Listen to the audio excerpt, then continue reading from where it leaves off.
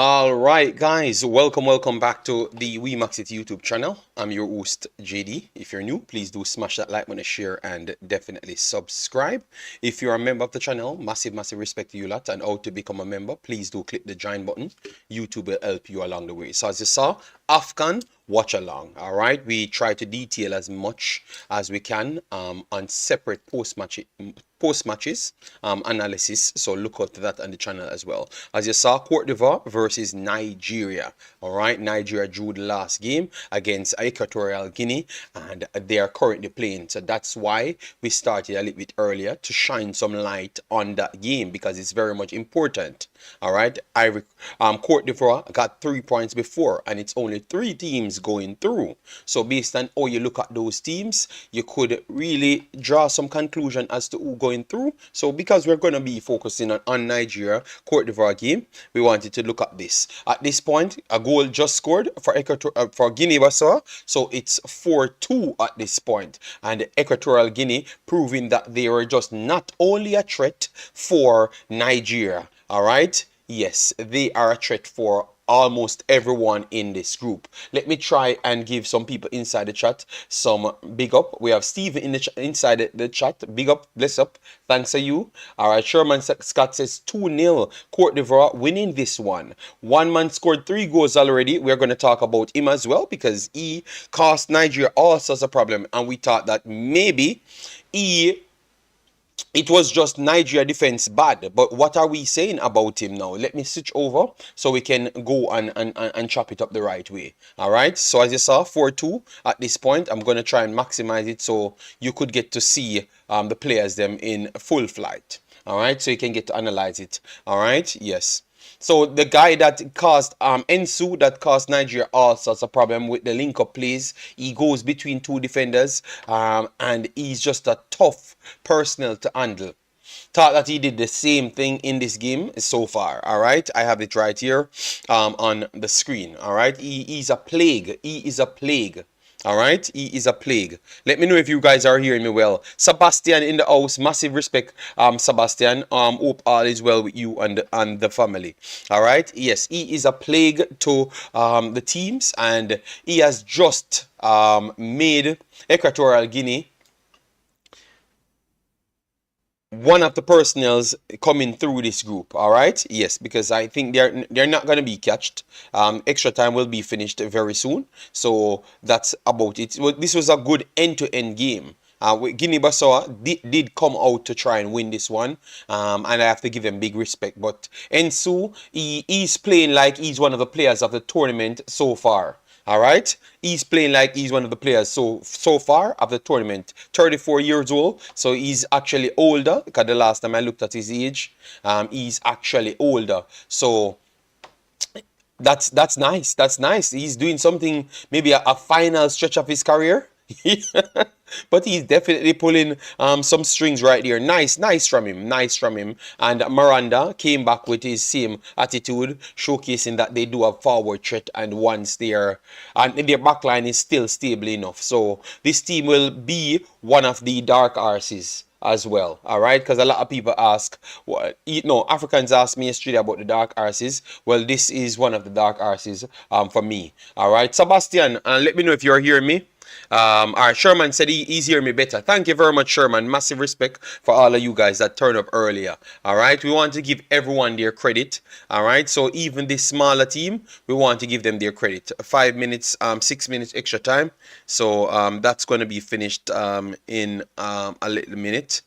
And that's about it. So they are going to go on 4 points. All right, after 2 games, Nigeria will be on a point starting, and Cote d'Ivoire will be on 3 points starting. So Nigeria cannot afford to lose this game at all. The game will be starting in an hour's time. 80 football. In an hour's time, it's starting. But I had to start earlier so we can talk about this team, and then go into the lineups and maybe look at some of the training sessions for Nigeria and stuff. All right. Yes, obviously we know that Nigeria have a heavier fan base here. So guys, as you come in, Sebastian and all of you guys, don't forget to hit the like button because that's what helps people to find the stream. So if you're not gonna hit the like button, it makes no sense. You're here and you're asking me questions, and you know that's not respectful. You know, yeah.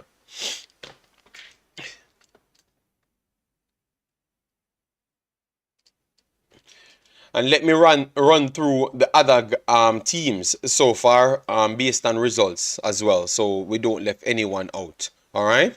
So obviously we talked about Equatorial Guinea. They're going to go at the top.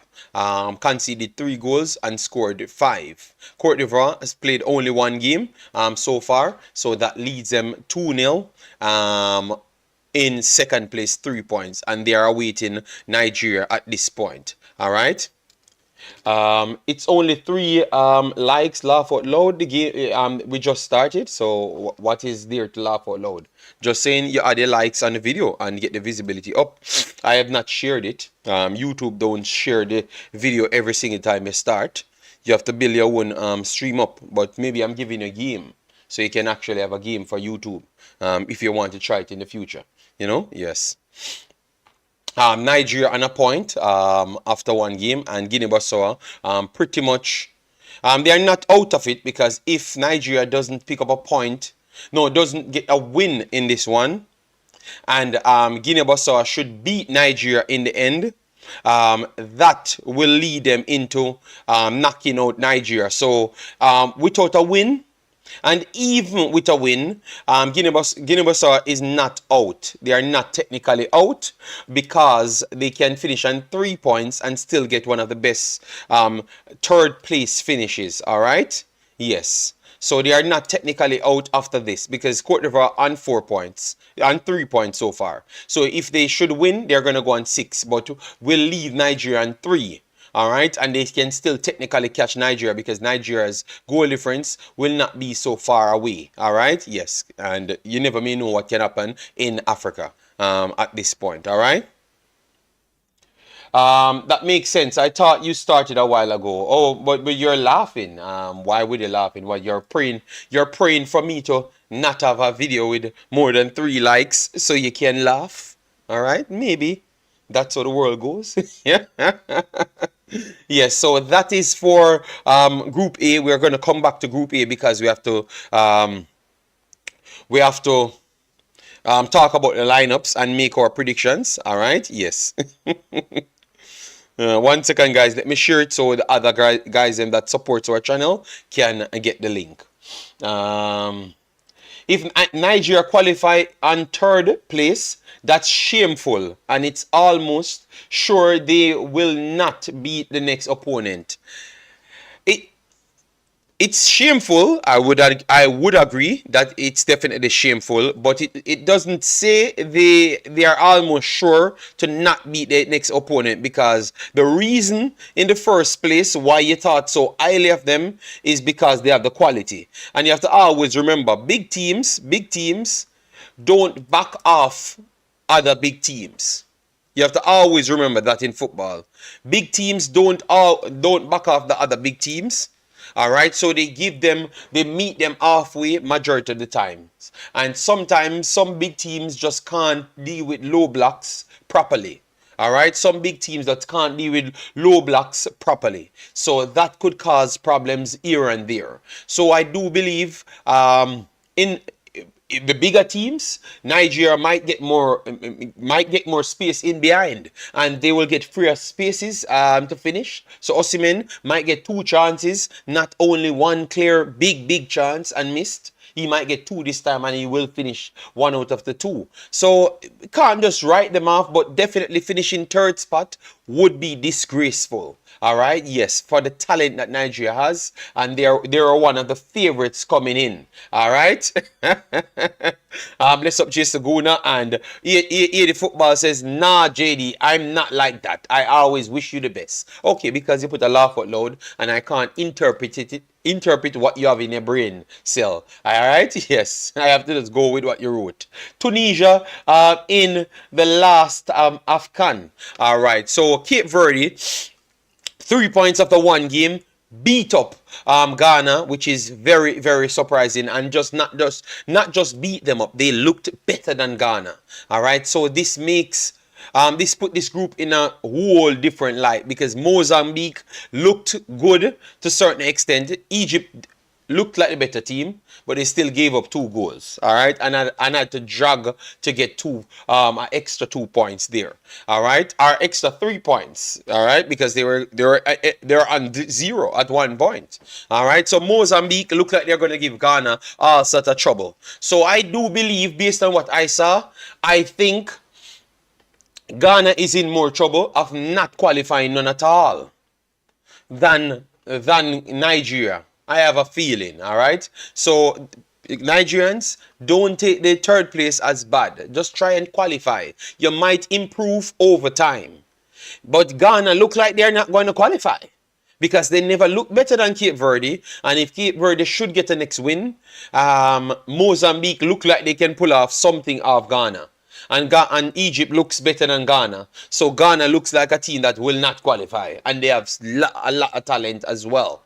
You understand me? Yes, so it is tough. So Egypt in second, Mozambique tied with Egypt because they drew, and Ghana last place, and definitely not looking good at all. All right, so I don't know who coming out of this group.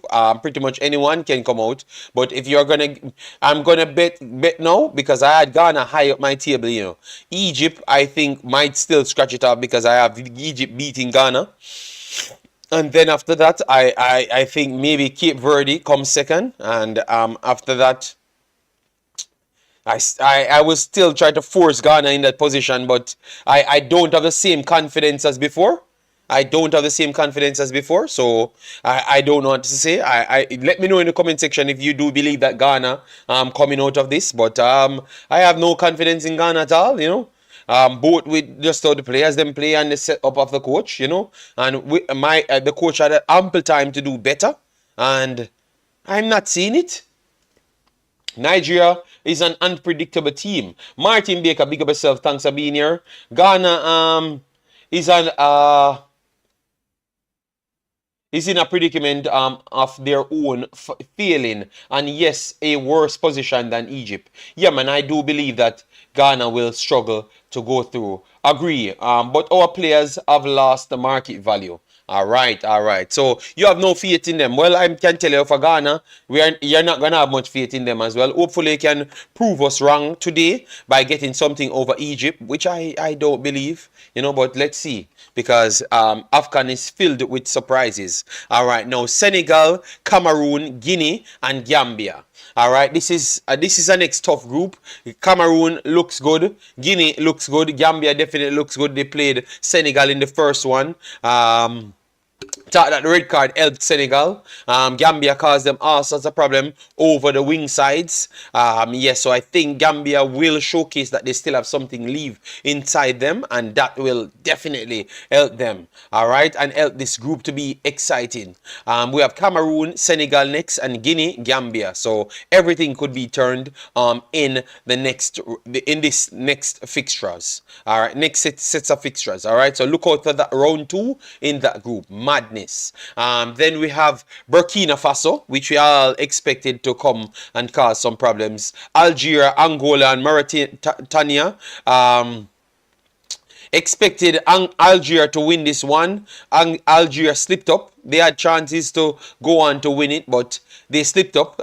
Expected them to be a little bit better than what they showed. And congrats to Angola to stuck it out and fight. All right? Yes, fight. This one is going to be a next group. All over the place based on how it started. All right? But I still expect Algeria to top the group and Burkina Faso to come second spot. All right? That's what I do have right there. And then Group E, Mali, Namibia, Tunisia, South Africa. This one changed everything. All right, Namibia on 3 points, Mali on 3 points, South Africa on 0, and Tunisia on none. We had Tunisia as the favorites for this group. Well, Mali showcasing that they have improved in all parts of their footballing development, youth 18, 17, 20, and the nationals. All right, we had them as a surprise package, but they look better than a surprise package. They look like they can be the winners of Group E. So let me know your thoughts in the comment section. Then we have Group F before we get to the starting lineups for both teams. Morocco on 3 points, looking convincing. Morocco, their qualities of their players are not normal. So we expected them to put people to the sword, and they have technical players and they play technical system, and they are not afraid to drop back and go 1-2 route one as well. So they are one of the most equipped teams for the entire competition. So look out for them. They could be problematic at some point. DR Congo and Zambia with Tanzania finished off the group. So let me know your thoughts in it, what you expect from that group in the rewatch. All right, yes. So let me go back to the games, pull up the lineups for you. All right, so these are the lineups. Ghana only have a proper player on their side. Only have a proper player on their side. Which one of those only proper player you're talking about? Let me know. Guys, as you come in, make sure to hit the like button, share, and subscribe. The stream, the video will be in the Discord as normal. Alright, so for persons, once it gets closer to the time, I will drop the link for it and pin the link there so you can watch it. Alright, or you can go somewhere else on the internet to search for the game itself. Alright, but I don't have the game itself. So more likely, a lot of people not here asking for the game. So clearly, it's who that knows what we do here.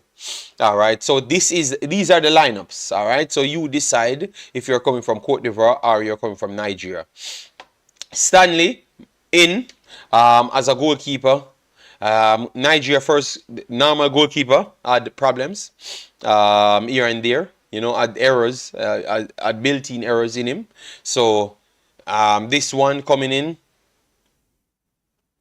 still need to see more from him before I decide if he is the number one, based on less errors and stuff. Yeah, so still need to see some from him. Ikang and Ajayi with Ena and Zedu started again. All right, but Calvin Bassi came in, but they put him in midfield according to the statistics. So more likely, I think they might use a 5. They might use a 5 because Bassi is a centre back. He has the skill set to play in midfield to recover and stuff, but I wouldn't use him in midfield. But based on the other players there as well, he might be playing in midfield as well.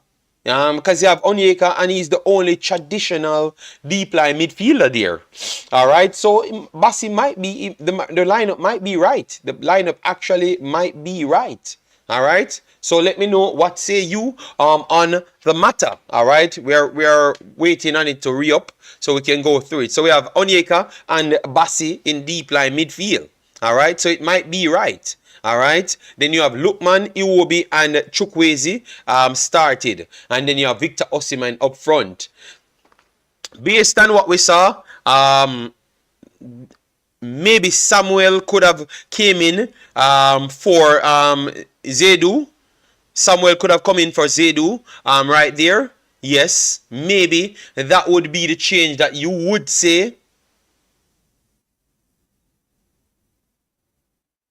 Alright, David says, no JD, anyone will step in midfield would be Ajayi. Alright, fair enough, alright. But he has a skill set, Bassi has a skill set that could play there. But that's what the system's saying at this point. So one of the defenders will go in midfield to partner Onyeka because he's not going to be there by himself unless Iwobi would drop deep and make up the numbers. But it's either 5 or the 2 there and one of the centre backs them go there. Ajayi, I think it would be best that he actually plays there. So David, it would be best he actually plays there because He never had his best game the last time around. So I agree with you. It would be best that he plays there. All right. So maybe you will see a switch between Bassi and Ajayi in the centre back position. And more likely, Bassi, that's where we wanted him to play. He brings something different. The ability and the strength, the ability to win back tackles.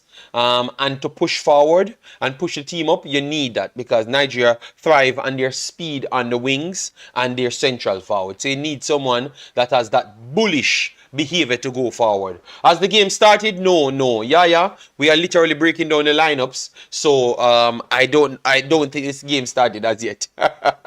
Yes, but the game has not started as yet, and we will have it in the Discord once we get closer to the time. So give me a chance to go through the thing. All right, Juras, big up yourself. Thanks for being here. And guys, as you come in, make sure to hit the like button. Get us up on the like, share the video around so we can get more people here. All right, yes, so that is Nigeria's starting lineup. And then now we're going to go over to Cote d'Ivoire. I always have a team that fights hard, but because they're here, because they're here as the host, they should be the individual that push on and rally their fans. So sometimes, you know, that can be a good and a bad thing because you play in a Nigeria team that literally wants people to come at them for them to play through the spaces. Maybe you playing at home and being the host could be helpful to Nigeria. Let me know if you guys see that in any way. All right, because sometimes I believe that when teams sit back, Nigeria, the technical ability to break them down, sometimes it's just half. Especially from the central area, it's just half from time to time. All right, so that's why I'm kind of worried. But if the crowd get behind Cote d'Ivoire and force them to come forward, I think Nigeria could, because Osimhen is something special in a man. Osimhen can turn up and score 5 goals in this one game, you know. It doesn't. No defender can stop him on his best day, you know, or if you give that man space, you know. All right. Yes. So let me know if you think that will count as something.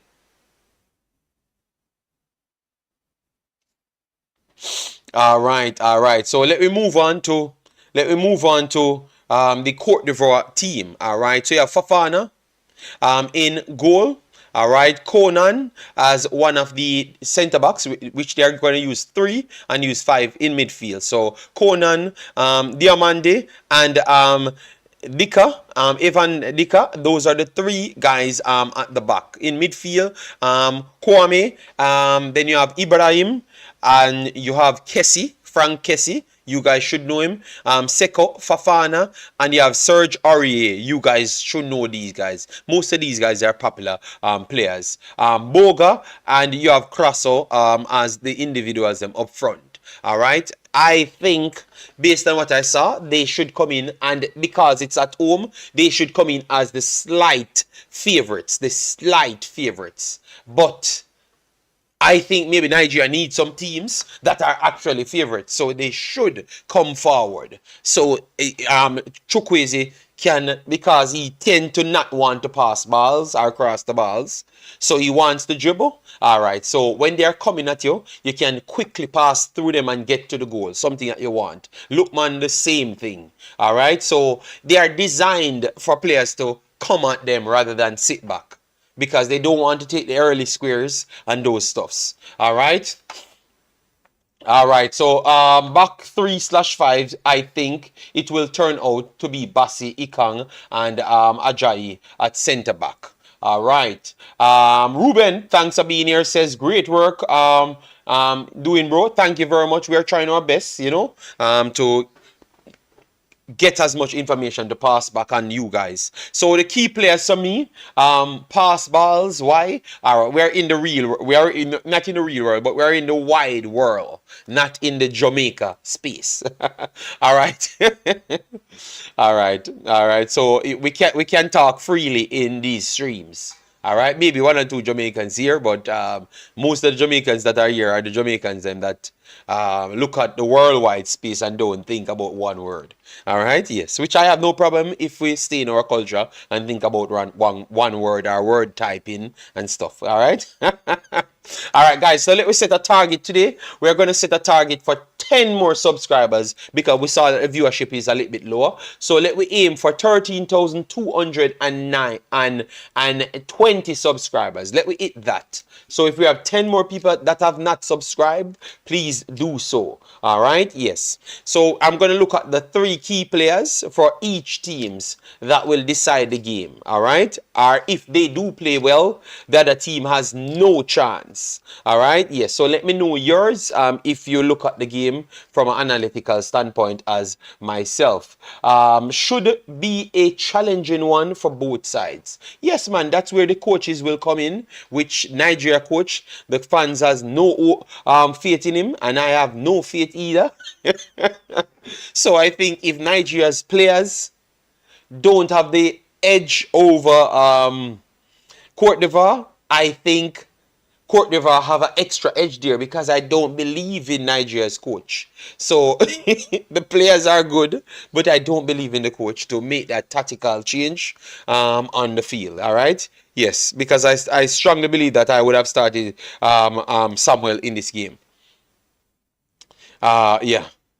Osimhen, alright. So Ruben gave his 3. Osimhen, Lookman, and Iwobi. But you pick 3 front players. Out of that, once they do turn up, the next team have no chance. So you're not going to say that they do need to improve the keeper that Nigeria had problems with from day one.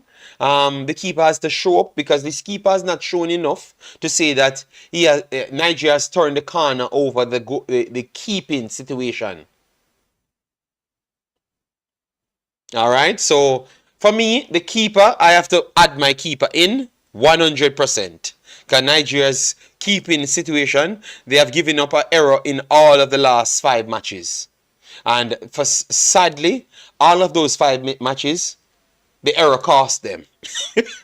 Because they are struggling to score because they are wasteful in finishes, and then the errors cost them because the errors are always a big error. So the goalkeeper have to come up big for me. I think Bassi would be the one that I will rely on.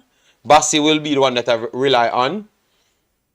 And I have to say Onyeka. So I'm not going to put none of the forward players in. None. I'm going to put these. These are the 3 players. If they turn up, even Osimhen is 35%, they win this game still comfortable. So if Onyeka turns up and the goalkeeper plays well with Bassi, I do believe that the talent up front will speak for themselves because they are the superior players. I think Chukwueze, Osimhen, and Lookman are the superior forwards. The superior forwards. Osimhen is one of the best players in the world.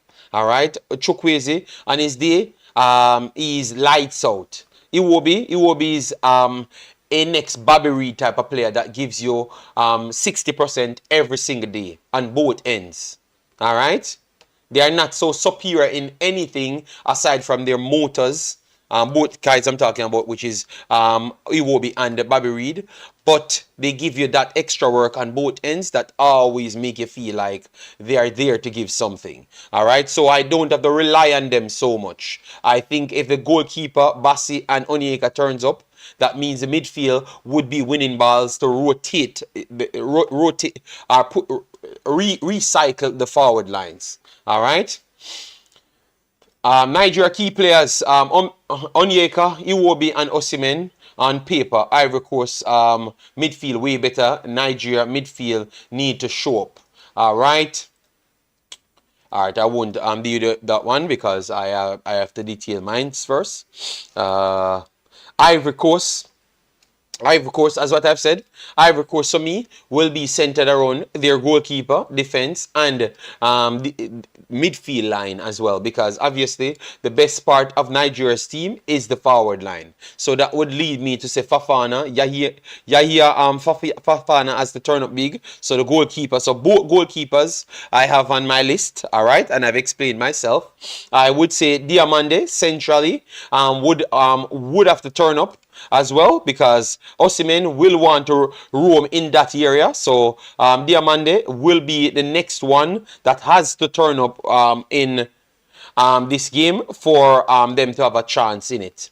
And for there now, I would say Kessie. I would go for Frank Kessie to turn up. He has to turn up in this game for them to win it. So Frank Kessie will have to be the one to turn over fast enough. We saw that Nigeria can be getting caught out easily on those transitions. So once they lose it in the midfield third, the space in behind the flank areas are always open. Frank Kessie has the ability to find Crasso or Boga very, very easily. So Frank Kessie would be my player, my third player. All right. So both of my teams has only midfielders and defenders and goalkeepers. I have left out forwards on both ends.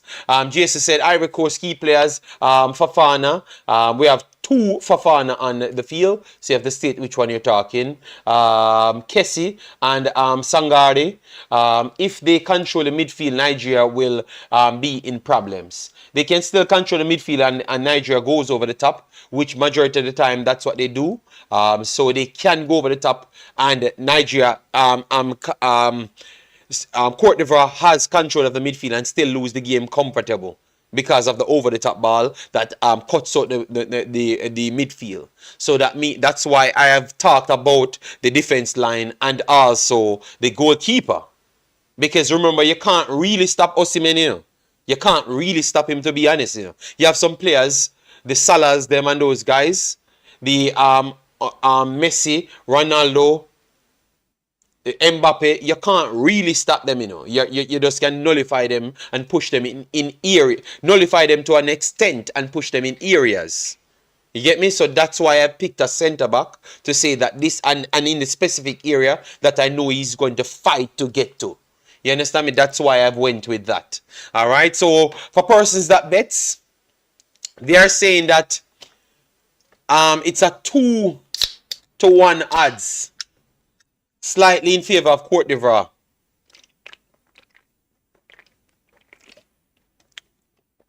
Ivory Vibes, he's going to be playing in centre-back. Either as a 3 or a 2. But they said Ajayi would be going into midfield. Alright?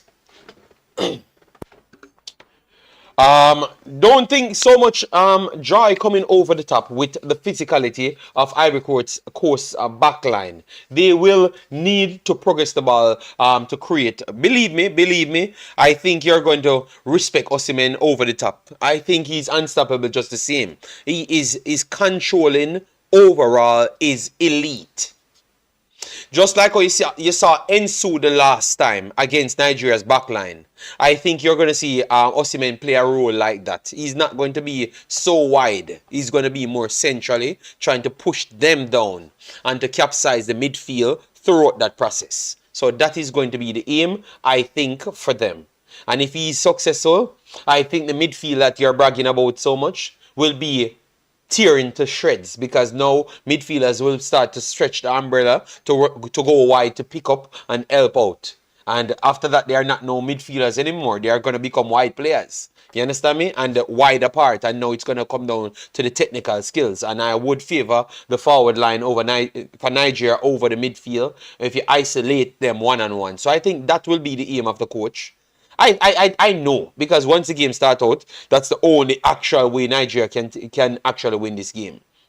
And I agree with you. If they do control the midfield, they have a good chance winning the game, a better percentage winning the game. But a team with Osimhen on it, Iwobi, Lookman, it's hard for me to say that they have no chance. You know? Yes. The game starts in 35 minutes. The game starts in 35 minutes. I will be setting up the stream for the Discord for you guys soon. Let me try and get it from now, so I don't waste you guys' time. But before all of that, guys, please do hit the like button. It's important when you hit the like button. We have 86 here, so at least let me get to 50 likes on the video and get the visibility out there. We have 9 more subscribers to go for our daily target, and that's about it. I'm going to do a post-match in this video, clip it and then put it separate. All right? So let me know your thoughts. Or you prefer when I do break down the game separate aside from the live stream? Let me know which one you like. All right? Yes.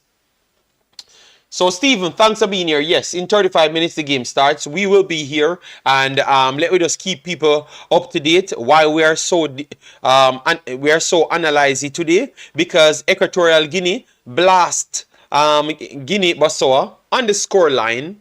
Yes, today Guinea-Bissau still put up a fight, but it's showing that these teams can come out and score goals.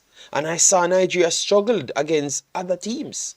Lesotho, I think Guinea-Bissau showing more skill sets than Lesotho at this point. Equatorial Guinea proving that they are better than Lesotho by a good stretch. You know, so boy, it's tough. It's tough for Nigeria and Ghana. That's all I'm going to say. They have to get something out of this game, or boy, maybe both of them going home. You know.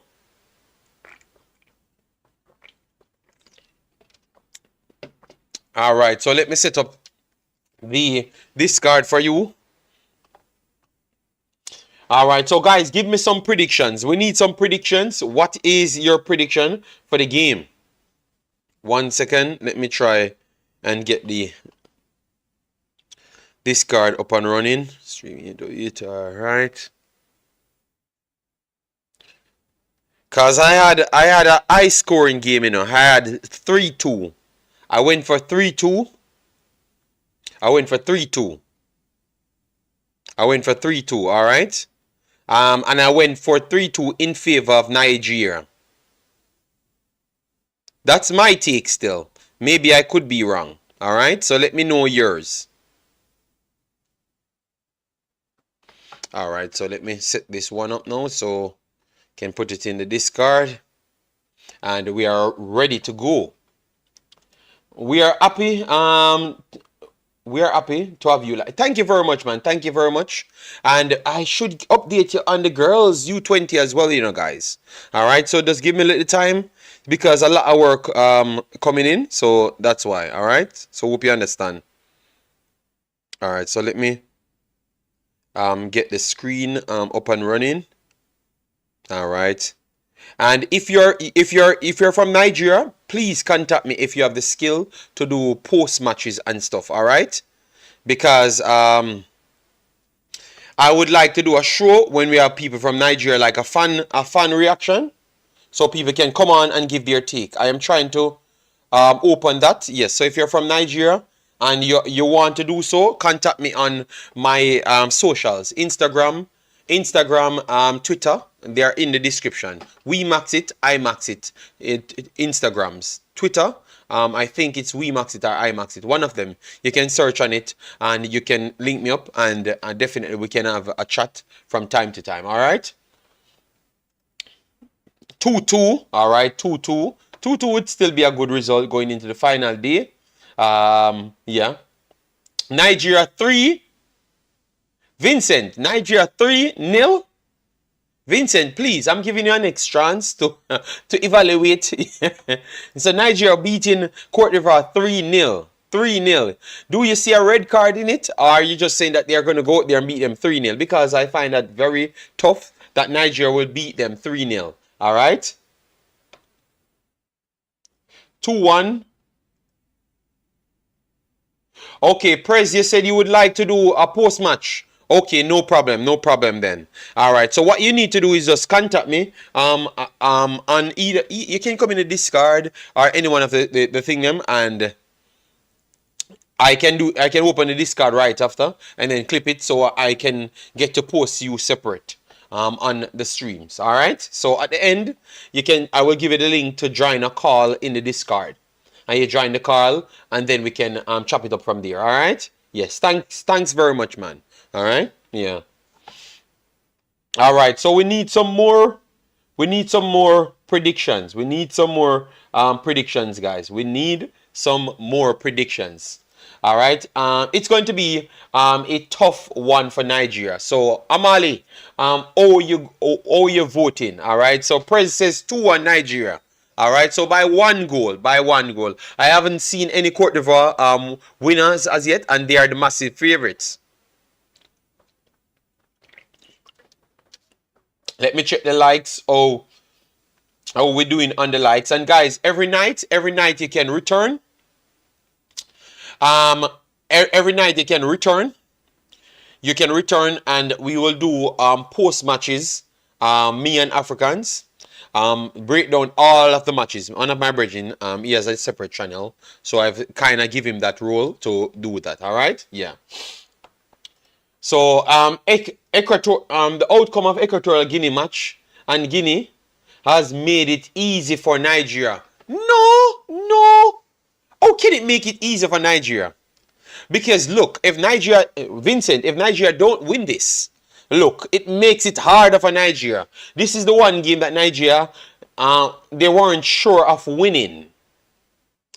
So if Nigeria drops points in this, going into the next one, look at it. That means Guinea-Bissau would still on 0. But Cote d'Ivoire would have been on 4.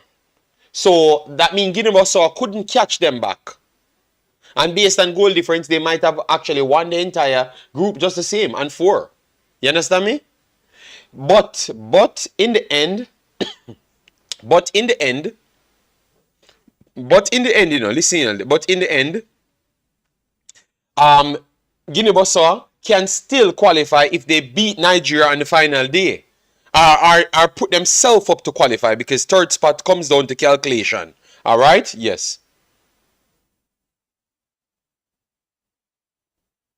I don't know about this pre, during, and post. No. I don't know about that pre, during, post, and one bag of foolishness. Post match, I've said one thing, and I'm not going to say everything. No. I have a channel, and I have my live stream running. I can't manufacture things for you to do. Madness. But you want to do pre, post, and after. Well, you do after anything. I don't know what you're talking about. Tony, thanks for being here, Tony. How are you doing, man? It's gonna be a tough one, but given that I'm Nigerian, I will give it 2-1 in favor of Nigeria. All right. Nigeria play much better when there's too much pressure on them. But that's what I've said to you, Vincent. I give you that credit, but I've said it's down to because of people coming. People coming at them, so space open behind. You understand me? And Osimhen is one of the best players in the world, so it's easier for them to deal with that traffic, you know? Yes.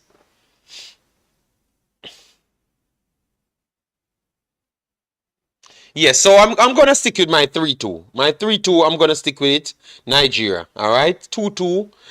We'll still leave it down to the final day. And it's gonna be tough. So 2-2 would say that because the final game, Equatorial Guinea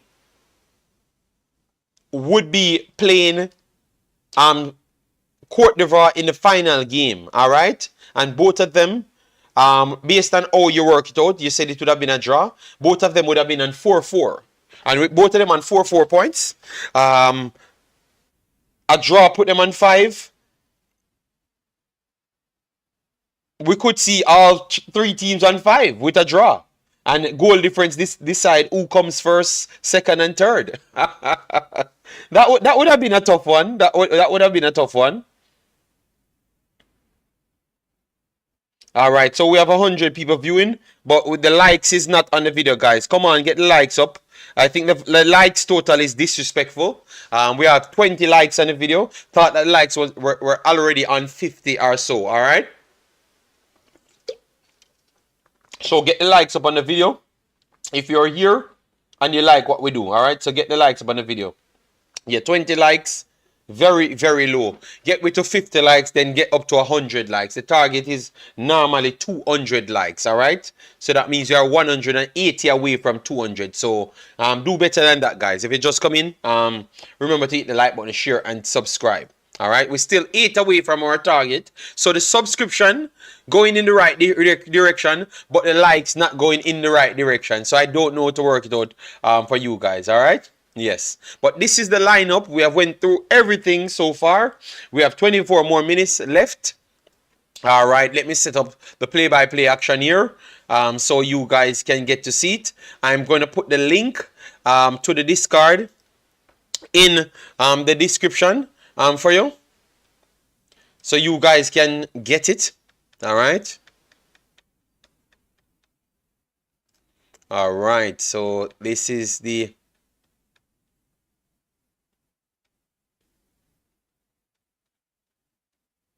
All right. What's going on here? All right. Good. So we are up and running right there. So let me get the play-by-play. No, let me get the video itself in the Discord to pin it so you guys could get it. All right. And thanks for the continued support from everyone. All right, let me get the thingy. All right. All right, so this is the link. This is the link for the stream.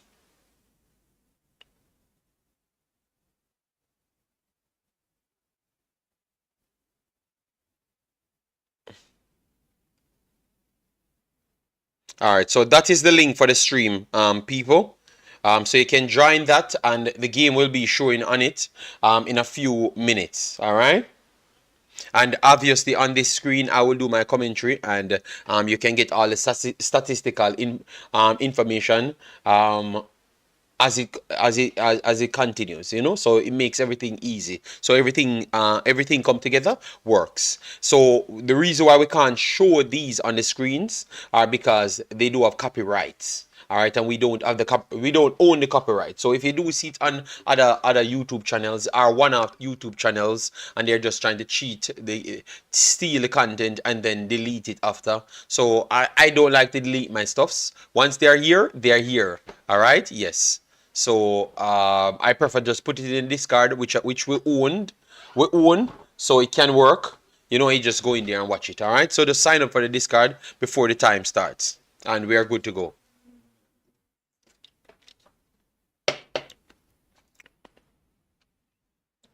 All right. Let me get a few because I thought we had some training sessions and stuff for Nigeria. All right.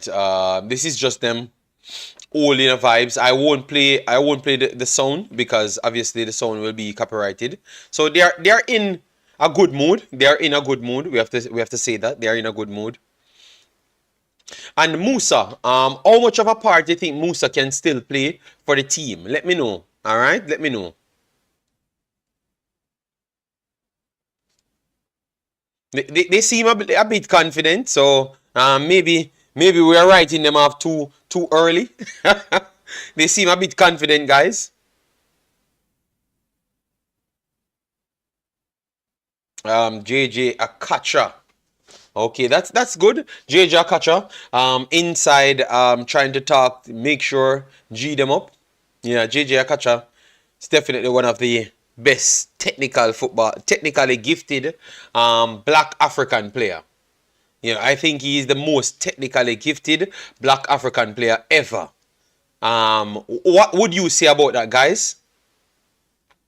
What I think JJ Akacha is the most technically gifted black African player, because obviously most of the black players in Africa, they more pride themselves on the speed and stuff. Aside from Yaya Toure and those guys, because Yaya Toure never had any speed. He was just a technically gifted player. You know? Yes, he's like the African Zidane.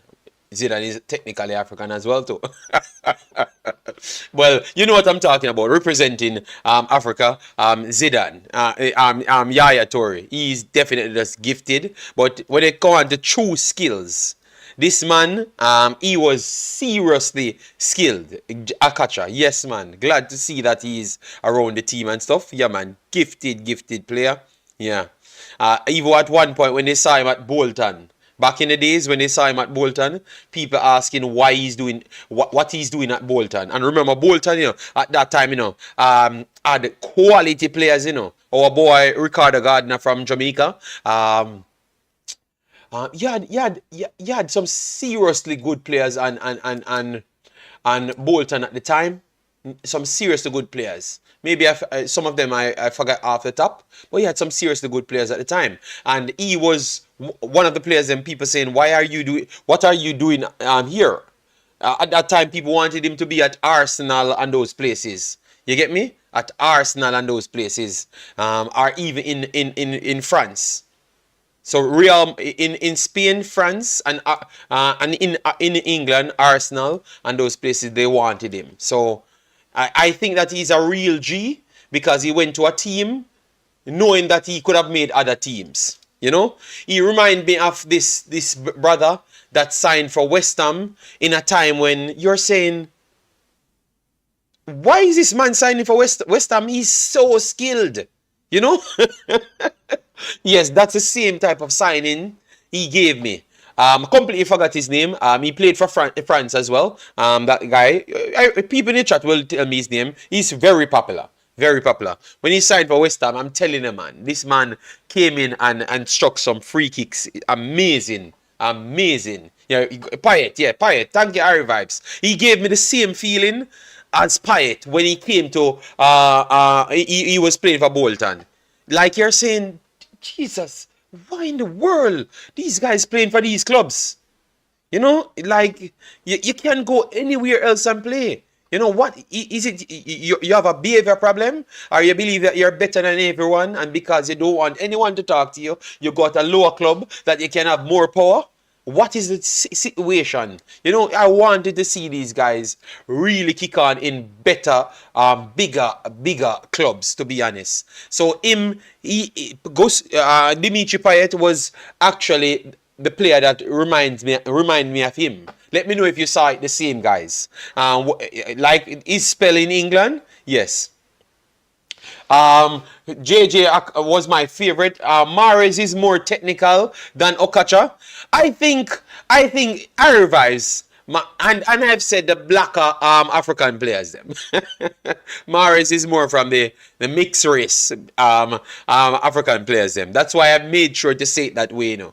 All right, but I still don't think Mahrez controlling is 100 out of 100. All right, Mahrez can only be rivaled with Bernardo Silva and Lionel Messi when it comes on to controlling. All right, that is true. But JJ Akacha, don't write him off. Don't write him off. JJ Akacha is up there when it comes on to the skillest damn player ever grace football pitch. All right, yes. Maybe because he's old now, you guys forget. You must forget. You must forget, I should say. All right. Probably he went to a lower level club because he wanted playing time. No, Juras, no, man. JJ Akocha could have gotten playing time in any team, man, at that time, man. Remember, we were around that time, you know, man. And clubs wanted the man, you know. And yes, Liberian president, George Weah is better than J. No, that's why we talked. Joseph, we talked about specific skill set. George Weah was not as skilled as JJ Akocha.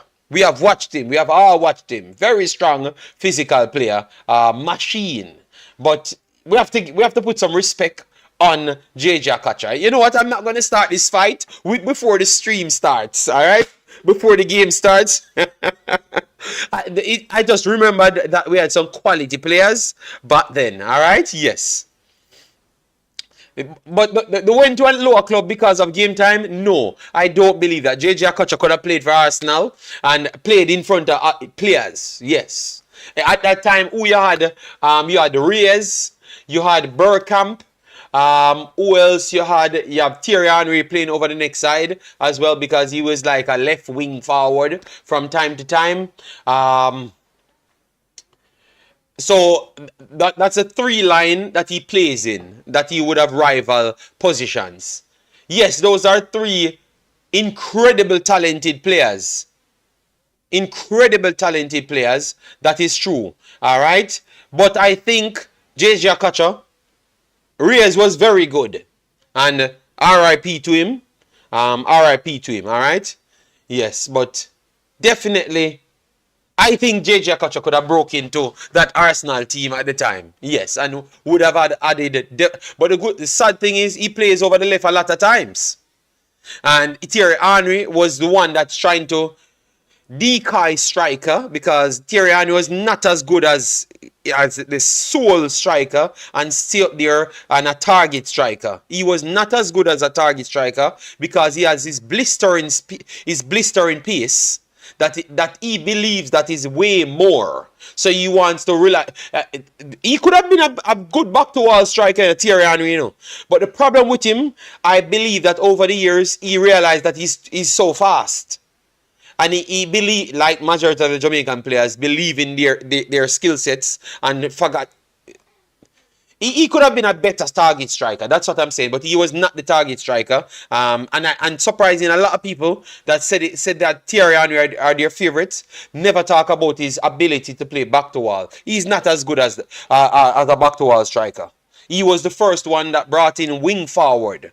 Wing forward. You get me? He was the first true wing forward of football, pretty much. He was the true devastating wing forward, because every time people talk about Thierry Henry, they thought that he was a down the middle striker. He was not. He was not, you know. And look how life is funny. When he went to Barcelona and Pep said to him, play over the left hand side and stay over there, he got upset. But that's where you wanted to play in Arsenal. But because you knew you weren't going to get all the ball as before, you had a problem. You understand me? Kanu was extremely skillful as well. Yeah, but Kanu was nowhere near Akacho. Kanu was... I think Kanu a little bit bigger than Akacho. No, not a little bit. He's bigger than Akacho. He has strength. His skills were more slide skills. Kanu, as a more forward player, remind me of a Zidane type cranky style playing. He was not as fluid as JJ Akacha them. You know, don't get me wrong, he is very good, you know. But I put JJ Akacha up there with all of the best type, technically skilled players, if you get what I'm saying. Mbappe reminds me of Henry in that sense. Could play striker but enjoy wing more. Yes. And also, when they're playing striker, you see that their back to wall is just not as good. But they still make it work because they use the in behind rather than the back to wall. And you look at the World Cup game when they took off Giroud. That's when you used it to see that the man is a killer without playing the back to wall type striker, because he went behind over and over Argentina. So he can play the striker role, but they rely on their pace so much. Like, their pace is more of their game. It changed them as a footballer completely. And they had to make a position for them completely, because you had the wingers, or you had just wingers, or right midfielder, left midfielder at the time. Thierry Henry changed the game. He changed football as in wing forwards. Believe me, he changed football. Go back and check history. So Thierry Henry was not a normal player as well, guys. All right, so let me get it up back, because we're not gonna go do history class. I see that people like the history class, guys. We have 130 people in the house. Let me see if we even reach 50 likes. All right, because we can't be doing history class and we're not on 200-300 likes, you know. Let me see if we have passed 20 likes. All right, before we start the stream, we would have loved to pass 50 likes. Not hard to do. All right, we bring the quality. You guys said that we have the quality. We need to see it. Oh, we have not even reached 50, guys. Come on, do better than that. Get the likes up on the stream. Mbappe is nowhere near Henry from a technical level. All right, so the footballing war starts. Checking JD, blessing to all in the chat. Yeah, man. Henry back to goal was better than, but Henry in he's bigger, you know, Jason. He's bigger, you know. He's bigger than Mbappe. Mbappe is not so big, you know. Obviously, I can't use Wembenyama to talk about how small he is. Because this man make everyone look small. But I think he's bigger than... Henry is bigger than him, man. Henry should be around 6'2", right? Henry should be around 6'2". And Mbappe, if Mbappe is 5'10", I think Mbappe is around 5'10". So 6'2" to 5'10", that is way bigger, you know? If I'm correct, remember I don't have YouTube, you know. I don't have YouTube. You should always respect Arsenal. They made you love football. No, a player made me love football. A player. All right? And I'm not going to go into Arsenal. We're talking about Nigeria, not Arsenal. All right? All right, so guys, get the likes up on the video. That's all I'm interested in now. We have a little time. The link for the video, if you want to watch a stream, it's in for the Discord. It's pinned at the top of the chat. All right, yes.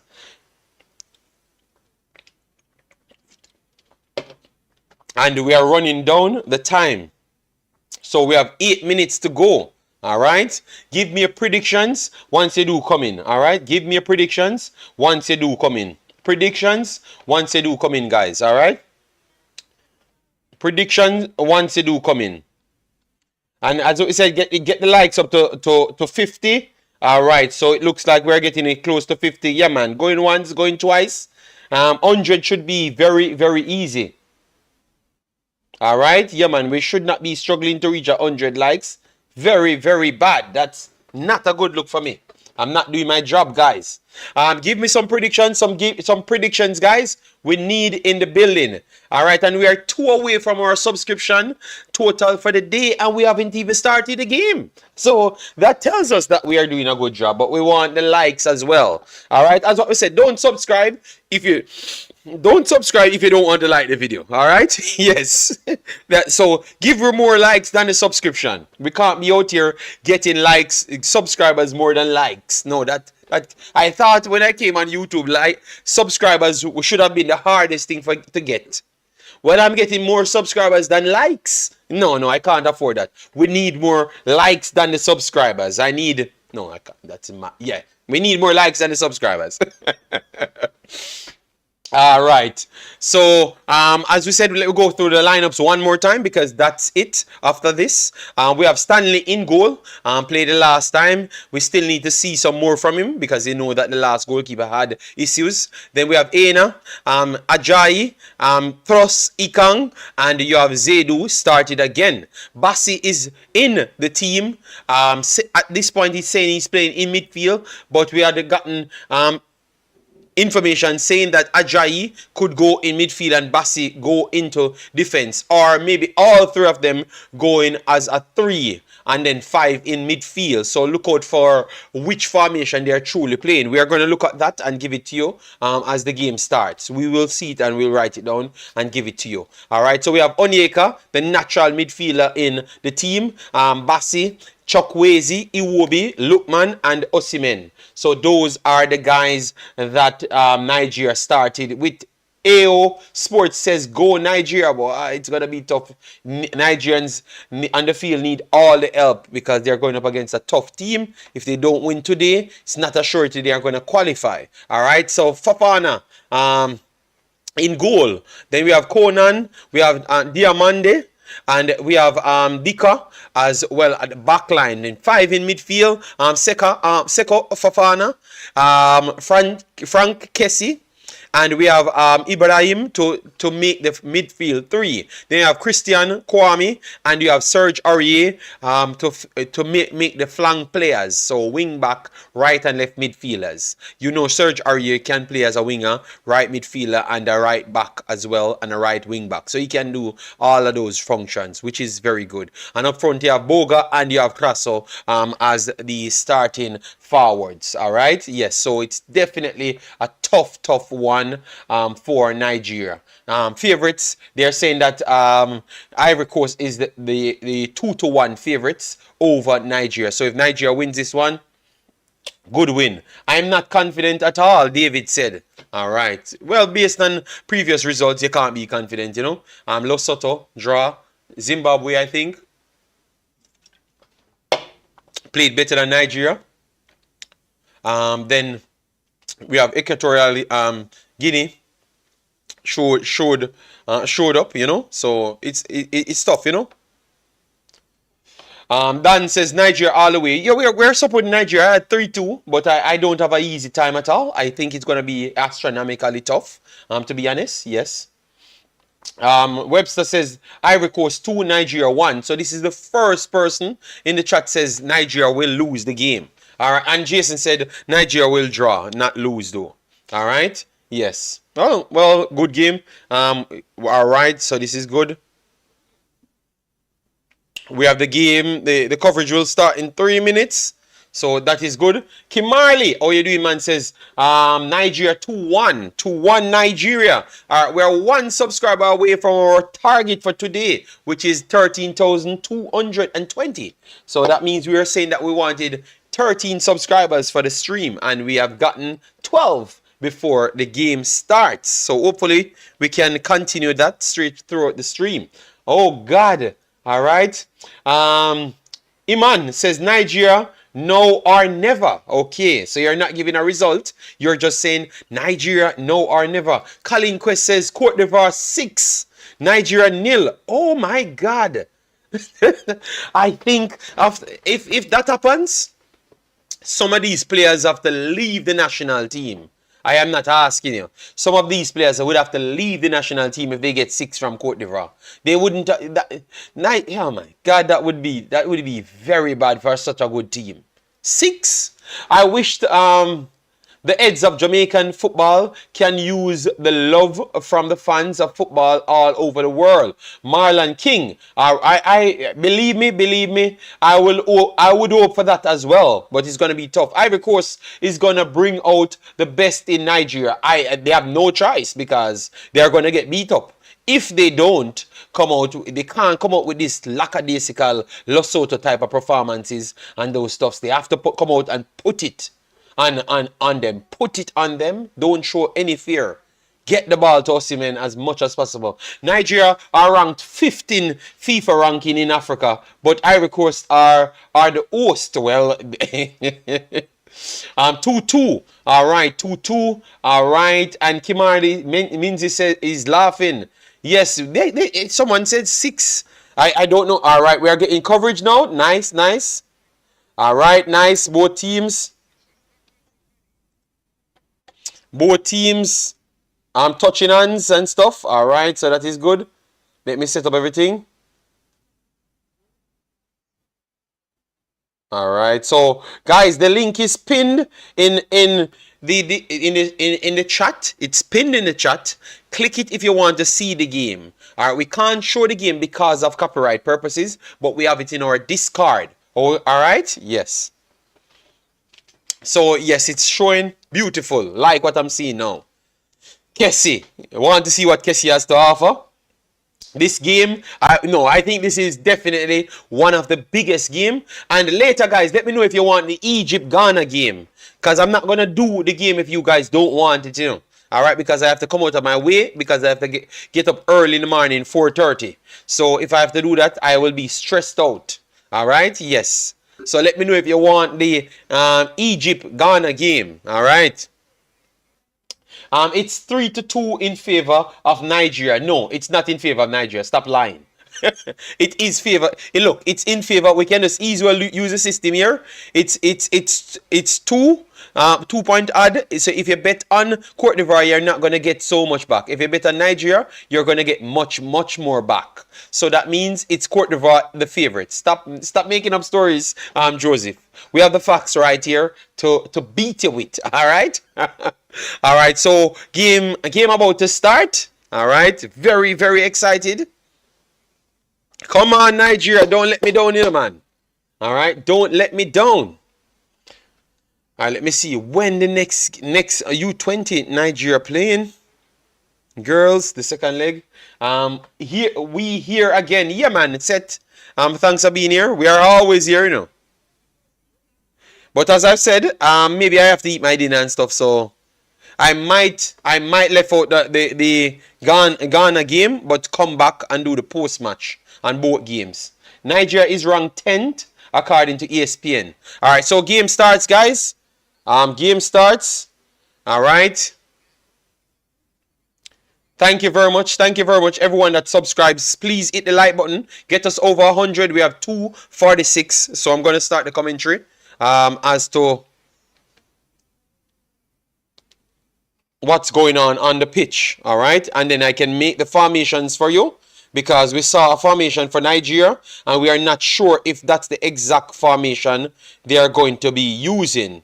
All right. All right. So kickoff Nigeria. All right. Kickoff Nigeria. All right. Let me get this up and running. Let me get this up and running. Wonderful. All right. Let me see. Bassi. Let me see where Bassi is, because that's the only one I need to see. All right. So Bassi. Okay, Bassi is in the back line, and they have a 3 at the back. I think it might shift to a 3 at the back at this point. All right. So Fafana progressing outside Cote d'Ivoire's goal. Conan over the left hand side works it back to Diamande. Diamande goes to Ivan. Osimhen dropping deep in the midfield, showing respect to Cote d'Ivoire. Just click the link to get the game. The link is pinned at the top. So just go in the Discord, go into the lobby section of the Discord, and the game is live. Wemaxit football, showing a wonderful, good press here from Osimhen, but recovery well from Cote d'Ivoire, and restarts the play. So the game is showing in the Discord. Over the top here, good control and good recovery there from Aina. So throwing Cote d'Ivoire deep in the half of Nigeria. So this is something that could be capitalized on from Cote d'Ivoire. Cote d'Ivoire work to the right hand side. Aurier goes down the flank. Let's see. Yes, it is a 3 at the back. It is a 3 at the back. Ikang, Ajayi and Bassi. Zenu and Aina going up the field, with Iwobi and Onyeka playing in the center of the park. Osimhen, Lookman and Chukwueze playing up top. All right. The link is keeping me in the lobby. Oh, but in the lobby section, just look. Yaya, click a link in the. Let me explain to this guy. All right. So once you reach in the lobby section, that is perfect. You're going to see something red. And it says Wemaxit football. A lot of people in there watching it. Look, it's red and it says Wemaxit football 345. Click it, it says live. It literally says live. Once you click it, you're going to see the game showing on it. The game is showing there. Nothing, you're not going to have any ads. No problem. It's working perfectly fine. All right, so hope you get through. Keep me posted, Yaya. All right, so build up from the back. Nigeria. Good 1-2 centrally. Wonderful overlapping there. Nigeria coming down. The left hand side, good space. Whip it inside. He went shot. But Nigeria still on the ball, and they took a bad shot there. Bad shot. Onyeka took a bad shot right there. But wonderful sequence of play there from Nigeria. From the back as well, you know. So maybe you're right. Nigeria stepped it up when it's time. It took me to Google to no. Let me get this, because it can't take it to Google. A nobleman, my discard is my discard. It can't take it to Google. 1 second, guys. Let me just try and help out these guys to get the game, because it's showing well. Everyone is inside the discard watching it. 1 second. I'm trying to get the link for you to post it again. All right, so you can just click the link and actually go in there and do the job. So we have a player down. Let me get that information for you. But let me get this as well.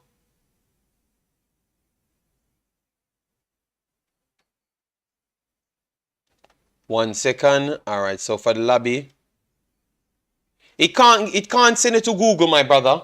This is it. This is the link. I will save the link right there for you, so you can always get it, okay? All right, so the link is saved. Let me continue. All right, so Nigeria trying to play out from the back. Barely got away from it, but the back pass is a little bit clumsy. But good recovery in the end from Ikang. Clears it. First ball, Nigeria, Chukwueze flipped it into Osimhen, and they call a late call. And like he's crying for elbow, but the ref ain't buying it, so no cards. All right, at least for now. But that's a dangerous play, according to them, for Osimhen. I don't think, I think that is a little bit cheap, guys. Let me know what say you. Went down too easy. Diamande went down too easy. He's trying to stay close to Osimhen, but Osimhen got away from him, and he bought that foul. I got to say he bought that foul. Bought that foul. 100%. All right, so Cote d'Ivoire building from the back. Kessie works back to Ivan. Ivan goes to Diamande. Diamande has space. Aurier. Aurier tried to go over the top. Wonderful pass here from Aurier. Gets it to Christian. Christian works it back in midfield. But Nigeria sets in a low block, so that's good for them. A wonderful square pass here. Let's see. And, oh, heavy hit. And it's a hard clearance here for Nigeria. Bassi. And it's a throw in deep in Nigeria's half. All right, so good sequence of play there from Cote d'Ivoire. Worked it wide. Aurier. Aurier. Let's see. He's going to take the short pass. Aurier. He's taking so long to make his decision. And I thought that he caught out his own team. Bassi clears his line again. If he had whipped it in, maybe it would have been better. JD, who you think going to win the AFCON? At this point, we are seeing it clear. Senegal looks good. Egypt looks good. Morocco looks a little bit shade better than Senegal. But Senegal and Morocco would be taking the odds favorites at this point. Morocco, because of their versatility, I would go with. All right, wonderful break here coming for Cote d'Ivoire, and he won the header, saying that it's a deflection, but the referee says goal kick. But wonderful sequence of play there from Cote d'Ivoire again, and they are getting dominant over the right-hand side.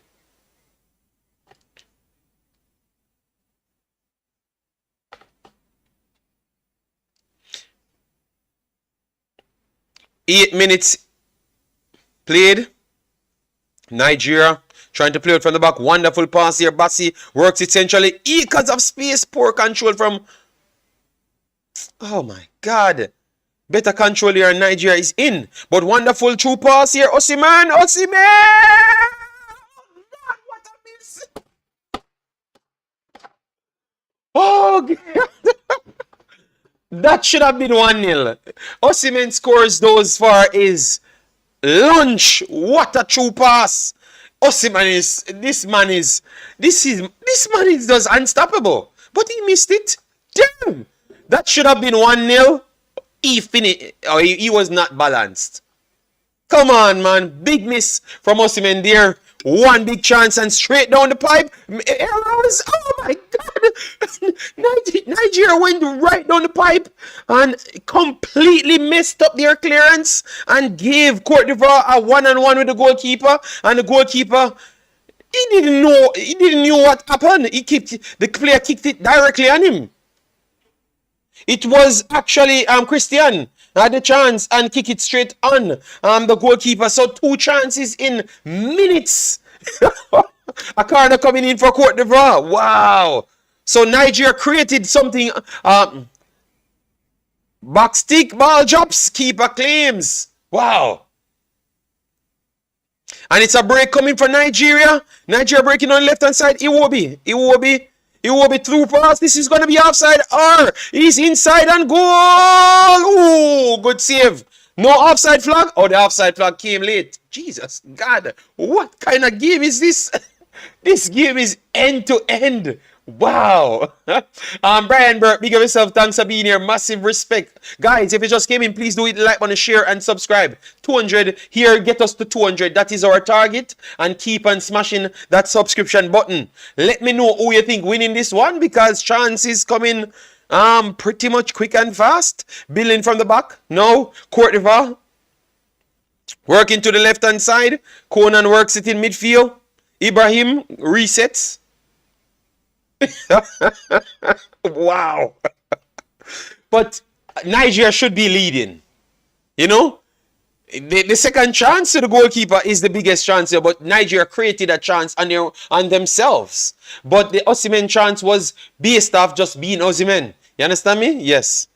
Over the top here for Cote d'Ivoire. First ball goes to Cote d'Ivoire. And you have wonderful work here from Serge Aurier to play the inside. And the bounce favored, took a deflection, and it's a corner here for Cote d'Ivoire. Christian overlapping with Aurier. No, that's a bad miss. That's a bad miss from Christian. A bad miss from Christian right there. Wow. This is the best match so far. Like the most balanced match with talent. Yes. This is, I'm really enjoying this one. All right, so a corner comes in. Whipping cross. First ball goes to Nigeria. And Bassi, he will be latched onto it, goes long. And they're going to fight for the aerial ball. First bounce. Under pressure here. Let's see. And a big clearance there from Aurier, and it's going to be a throw-in for Nigeria. Chukwueze puts on the pressure on Aurier. Yes. And it's going to be a good throw-in here for Nigeria in the midfield third, left-hand side.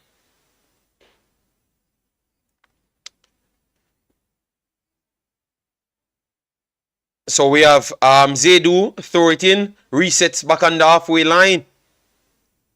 Ikong goes wide. Ajayi, all right, plays it wide. Wonderful burst of pace here. Acres of space. Not cuts it back. Why cut it back to try and cross it again? All right, Nigeria on it. This is a good whipping pass. Osimhen. All right, good defending. Nigeria won but the first ball, and it's cleared. And it's a next corner for Nigeria. All right, so that's a good defending there from Cote d'Ivoire to take it off the head of Osimhen. And it's actually Aurier again. Aurier defending well in this game. So let's see what Nigeria could do from this corner.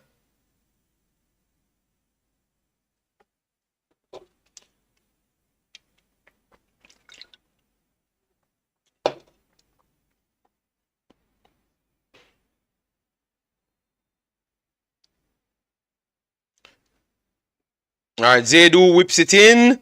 Oh, the ball goes in the middle and no one is there. And now it gives Cote d'Ivoire a chance to counter, but wonderful trap back here from Lookman. Wonderful work there from Lookman as a midfield, as a winger, pretty much. Brought down Fafana, but wonderful defending there from Lookman. Tracked him from the 18-yard box straight into his own half. So wonderful work there from Lookman. If everyone shows this effort, I can tell you Nigeria won't be losing today. Lookman started off brilliant. And he's asking for a substitution. So let's see if he's okay. All right. Cote d'Ivoire building from the back. Work to Conan wide. Kessie gets it in midfield. Reset back to Ibrahim. Ibrahim goes extremely wide to Aurier. Aurier is playing in a hybrid position. Works it wide to Christian. A little tackle there. Referee says play on. Resets. Good work there from Nigeria. Forcing Cote d'Ivoire back. Aurier, and they said who is that? Zedu came from behind, went in the back of Christian. So Christian pretty much getting the most fouled. But it's not as though. I think they're play acting a little bit, guys. They're play acting a little bit. So a free kick coming up for Cote d'Ivoire. Come on, man. Stop the play acting. Just roll the leather. You guys are two talented teams.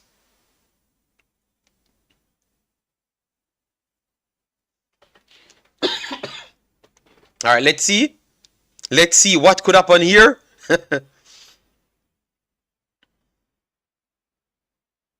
All right, Boga whips it in, clears by Nigeria, but the ball resets right out at the edge of the attacking third with a whipping cross to the far post. He's gonna back it, put it on penalty spot, and it goes straight because the shot was the shot struck straight down in the ground, so it never really generated any power.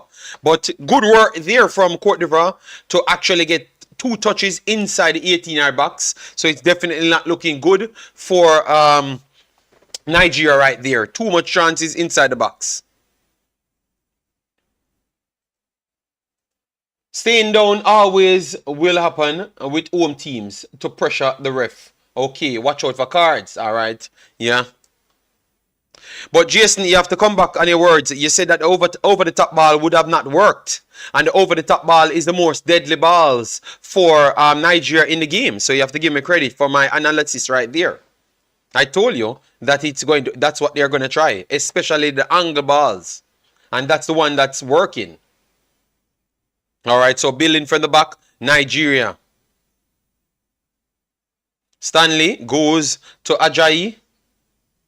Ajayi goes back to Ekang. Ekang goes to the middle. Wonderful pass here from Ekang. And we have Iwobi going wide. You have Zedu. Oh, God, man. Zedu. Oh, my God.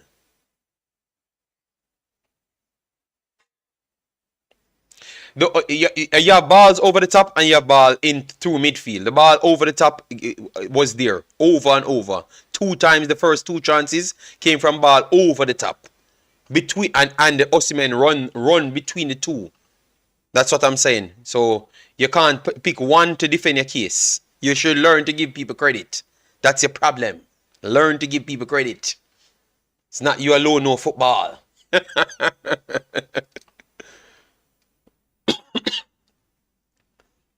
But everyone, it's cleared. You had Lookman latched on to 2 over the top ball. Osimhen chased down 2 over the top ball. That's 4 in 60 minutes. And next one over the top here, Osimhen. Osimhen drops wide left. Diagonal ball clears. Cote d'Ivoire gets into position, so it's going to be a reset here coming for Nigeria, but that is pretty much okay.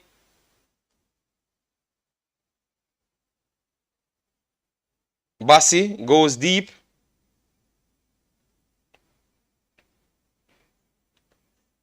Good from Cote d'Ivoire there, trying to force it, but wonderful flick over the top. Oh, nice, nice, nice pick up there. Aina flicks the ball over his head. Wonderful work there. That's nice. That's nice. But he couldn't get the follow-up. You're gonna spend the whole day trying to fight what I've just said. That's just typically you. I know. That's why I don't even bother follow it up again. I just leave it there. You know? Anyone else watching the video can watch themselves. I will not argue with you. Not argue with you. And I don't want to argue with you. I said my point. Alright, so we have an injury here. Zedu looks like... And that was not even a foul. That was not even a foul.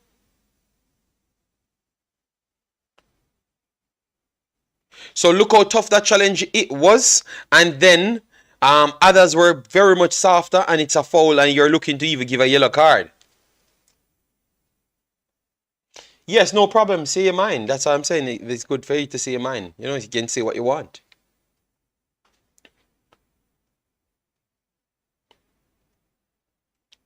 Alright, so a throw in here. Nigeria. 90 minutes on the clock. Still 0-0 with about how much big chances?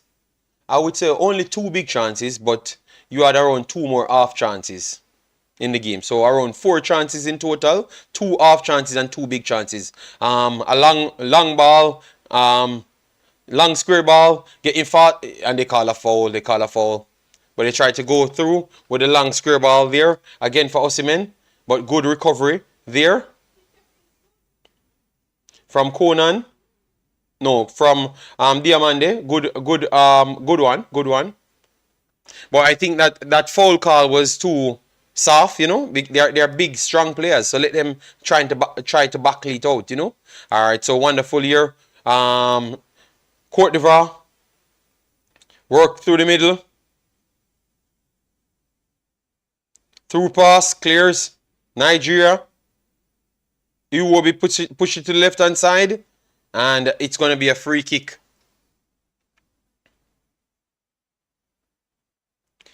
All right, Zedu definitely looking better when he's high up the pitch. He's high up the pitch. He's definitely looking better. He's definitely looking better.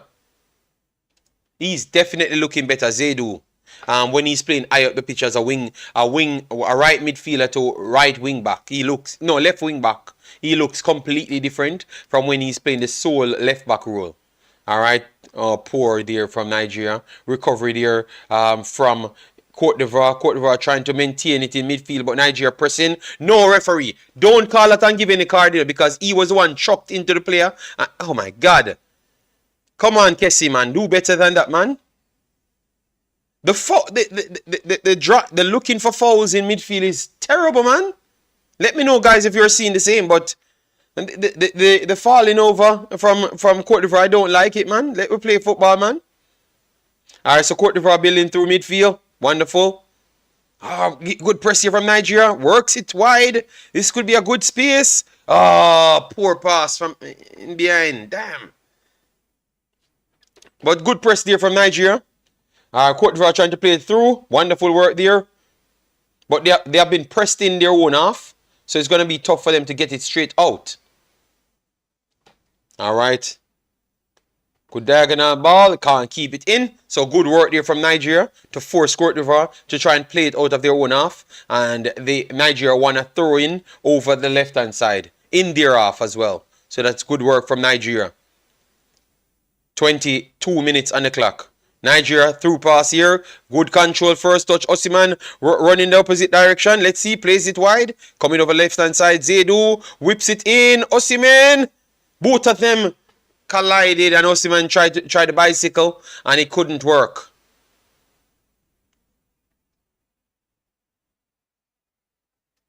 And now it's, oh, nice here from Cote d'Ivoire, but the follow-up, the final through pass just never worked. And then you have a counter coming from Nigeria again. So the game is stretched 1-1. Let's see. Lookman goes centrally. Oh, what a defending.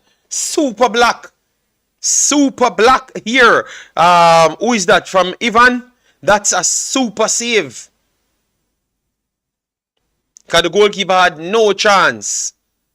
So another good chance for Nigeria got blocked by good defending for Cote d'Ivoire. But it's all over the pitch, man. One chance for Cote d'Ivoire, two chances for Nigeria. Look, man, you did the right thing there. You did the right thing there. You had to pass it back right there. All right, the corner coming in. Zedu whips it in. And it goes wide. We can't say Nigeria is battling it, guys. Nigeria fighting hard. Cote d'Ivoire looks good as well. And they are playing through Nigeria once they do get the chance. But the speed of Nigeria looks a little bit more dangerous than Cote d'Ivoire. I think it troubles them. The quick counters. So maybe they are going to try and adjust a little bit. Bless up, Umzo. Thanks for being here. All right, so you have Lookman over the corner. Let's see if he's going to whip it in a little bit better than Zedu. Lookman works it into the middle. Oh, my chance. Nigeria can get in the center of the 18-yard box and can't get a shot on target. That's a third chance they got in the center of the 18-yard box and can't do anything with it. Over the top here from Nigeria. And it's too heavy. Lookman can't latch onto it. So it's going to be a goal kick for Cote d'Ivoire. My goodness. Let me try give you the stats on this one so far. 6 shots for Nigeria. None on target. And 3 shots for Cote d'Ivoire. 2 on target. And both of them missed their both big chances. Alright. Alright. Cote d'Ivoire progressing up to the midfield. Third. Nigeria dropping back. Cote d'Ivoire goes over the top here. Christian wins the first ball. It's a bit high though. And it's cleared. And they're going to stop it. I think you're going to have a break. Let's see if it's water break. No. It's Zedu down with an injury. Alright, so moderator says 77 likes with 360 watching. Guys, do better than that. Our target is 200 likes. Yeah, and it is the cooling break as well. All right, it is the cooling break as well. So you had Zaydu down with injury, and you have the cooling break. So guys, in the cooling time, please get the likes up, guys. Get it closer to 150. All right, so we're looking 70 more likes on it. All right, and get the subscription up as well as we go. This is a very much entertaining game. And remember, guys, after all games finishes, we're gonna be back here later for the post match. We're gonna do a shorter post match in which we're going to get one of our Nigerian personnel to come to speak on how he saw the game, and I will give my breakdown as well. But this game is definitely fire, man. I love it. I love it, guys. I love it. I can see 2-2. It could have been 2-2 already. It could have been 2-2 already, if not 3-2. So I have betted on 3-2, you know. And it could have been 3-2 Nigeria. Already in 25 minutes. Wow. Jermaine Miller, big up yourself. Thanks for being here. Jason said, I need a cooling break watching, so I know they need it. It's a good game. No, you can't just give them cooling break. They're professional players. They're professional players. So what kind of cooling break? They should play, you know? Under normal circumstances, I'm talking. I know this condition is very, very, very hot, so it's different. All right, so game resumes. Aurier works it in midfield to Ibrahim. Ibrahim resets it, and they're working straight over to Kessie. Kessie seems like one of those guys that he's one of the lynch for the Cote d'Ivoire team. So, but he falls too much, man, and cried too much, man. All right, Aurier works it back to Ivan. Ivan goes in midfield. Back to Ivan. No pressing from Nigeria there. They're just inviting them in the midfield third because they know that they have the speed, which is a good sign from the coach right there, because that's what I saw working. All right, so Aurier works it back to Diamande, which is having a good game. I like him. Him and Osimhen having a battle. Conan goes wide.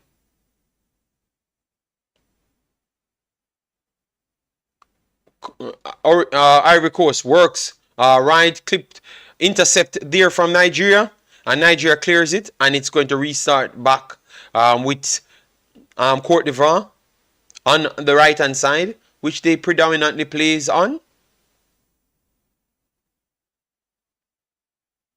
Guys, who you think is the best and the worst player on the field so far? Let me know. The best and the worst player on the field. 1-2 here, intercepted by Nigeria. Nigeria could be breaking here. And Chukwueze. That's a yellow card, you know, guys. Referee, that's a yellow card. You know why? You held the guy back and he had the advantage right there to spring a counter. So good work there from Chukwueze. Got brought down by Conan. And Conan got caught out high up the pitch. So this would have been a devastating counter on Cote d'Ivoire. All right, a break here coming for Nigeria. Zaydu whips it in, and the keeper claims it very easily. All right, best and worst player so far. I would say Osimhen. Osimhen has to be not the worst, you know, but he would get the poorest rating on the field because he got into some criminally good position based on his skill set. But he should have done better. A break here coming for Cote d'Ivoire. Cleared. Wonderful clearance here.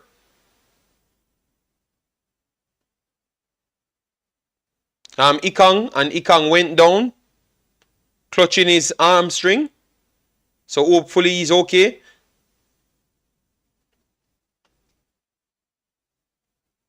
Big up that Beskar. Thanks for being here. 8 more subscribers and the host will be so grateful. Okay, no. The subscription, I have no worries on the subscriptions. I just want. I'm guessing by your commentary, you're supporting Nigeria. No, you're just trying to find something to argue about. No, I've been balancing my commentary. I give everyone their credit. Exactly as to what they're doing on the field, Mr. Umzo. All right, so stop eating on me, Umzo. Thank you very much. All right, so it looks like Ikang is down.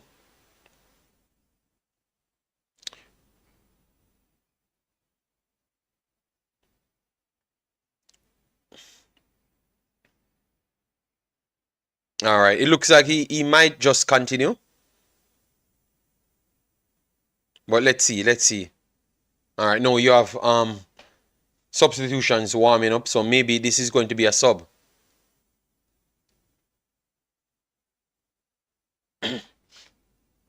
All right. Thanks for the 13,250, guys. Massive, massive respect for that.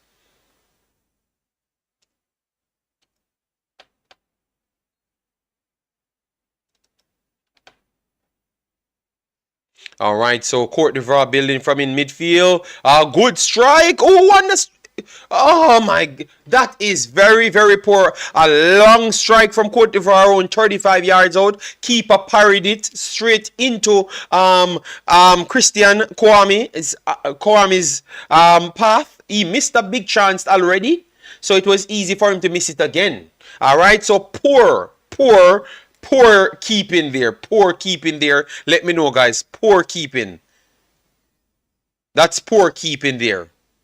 That's poor keeping, guys. Looking at it again, you almost give up a next chance. So the goalkeeping problems have not solved for Nigeria. I'm telling you, poor goalkeeping there.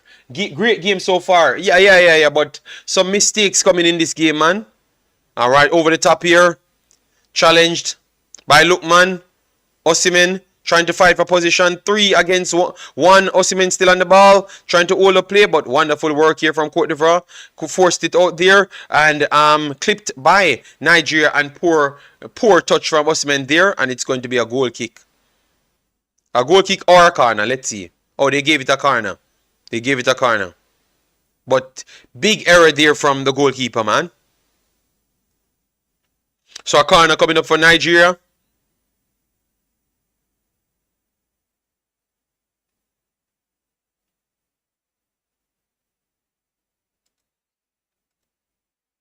Alright, thank you, Doc Beskar.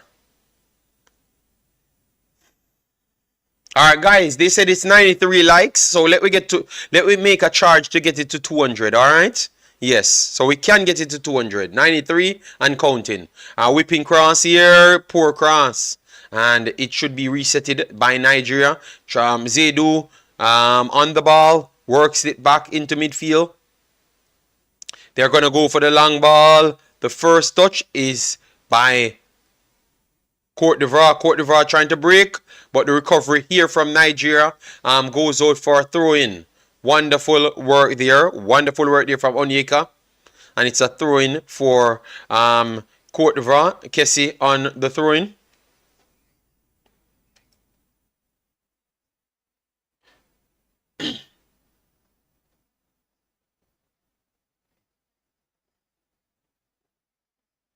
Best and worst, Fafana and Conan. All right. And then best and worst, Chukwueze. And worst, Osimhen. Boy, oh boy. All right.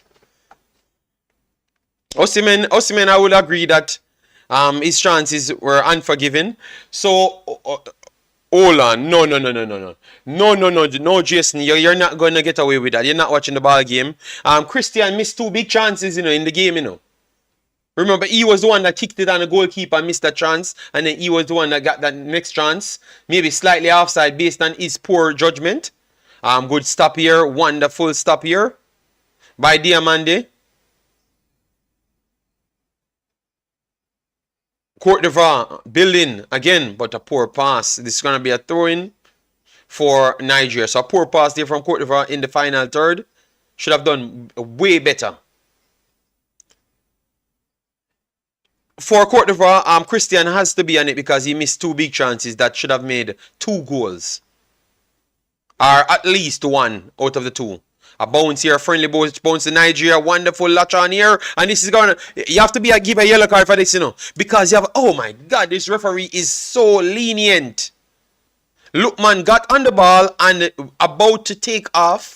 And he had a runner over here to make an extra body. That is automatical yellow cards, man. Come on, ref, man. Come on. Poor refereeing there. All right, early free kick here for Nigeria. Wonderful strength there from Zedu, and that has to be a yellow card for Aurier. Come on, ref, man. Oh my God. That's not a yellow card? No yellow card? Come on, man. Uh,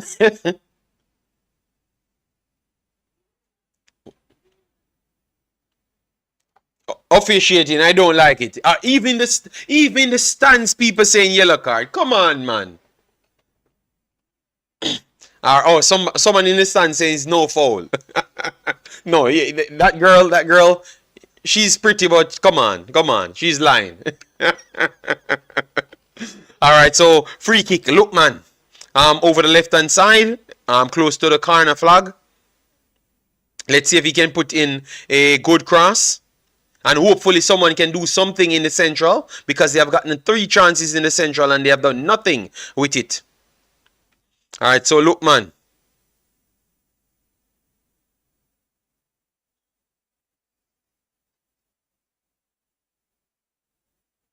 Thanks for the 100 likes. Massive, massive respect, Warren, for that information. Over again, and it's going to be a goal kick. But another good chance. They are asking for a handball.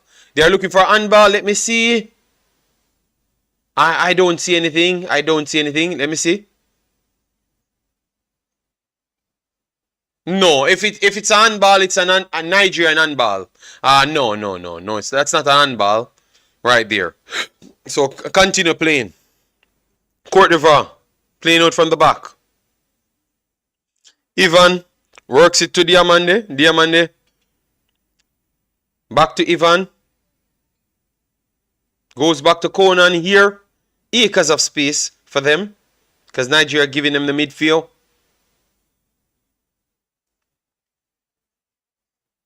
Through pass here. Intercepted by Nigeria. Nigeria trying to start a counter by going over the top. First ball cleared by Aurier. Christian on the ground as usual. And a chip over the top here. And good press. Think it's by Kessie. And it's cleared by Nigeria. First ball. Osimhen challenged there. Osimhen won the first ball. And there no offside. Okay, continue playing. Iwobi. Onyeka. Ajayi. Works to Aina. Aina's good space. Electric pace. Beats him. Oh, good tackle in the end from Conan. Alright, nice. Nice. Because Ajayi had him on toast over there, you know. But this time he puts in a extra tackle to save his skins. Alright. So a throw in here. Nigeria deep in the half of Cote d'Ivoire. 38 minutes in. And we have a next injury again. It's like none of these Nigerian players played games at this intensity before, because a few of them going down well. Alright, so we have Aina trying to go for the long throw. First ball goes Nigeria. Took it off the boots of Osimhen. And it's Christian on the ball, cuts in. Let's see if he's going to go for the diagonal. He goes for the diagonal. And this is a good ball. Alright, wonderful one-on-one now. But it's Bassi. Bassi ain't a player to play with. Alright, so good strength from Bassi. And forced a throw-in. Alright. You can't play one-on-one with Bassi there. That's the only Nigerian player I have confidence in when it comes on to the defending. Alright, resets in midfield. Cote d'Ivoire. Finding space. Over the top here. To Aurier. Aurier plays it short. Back to Aurier.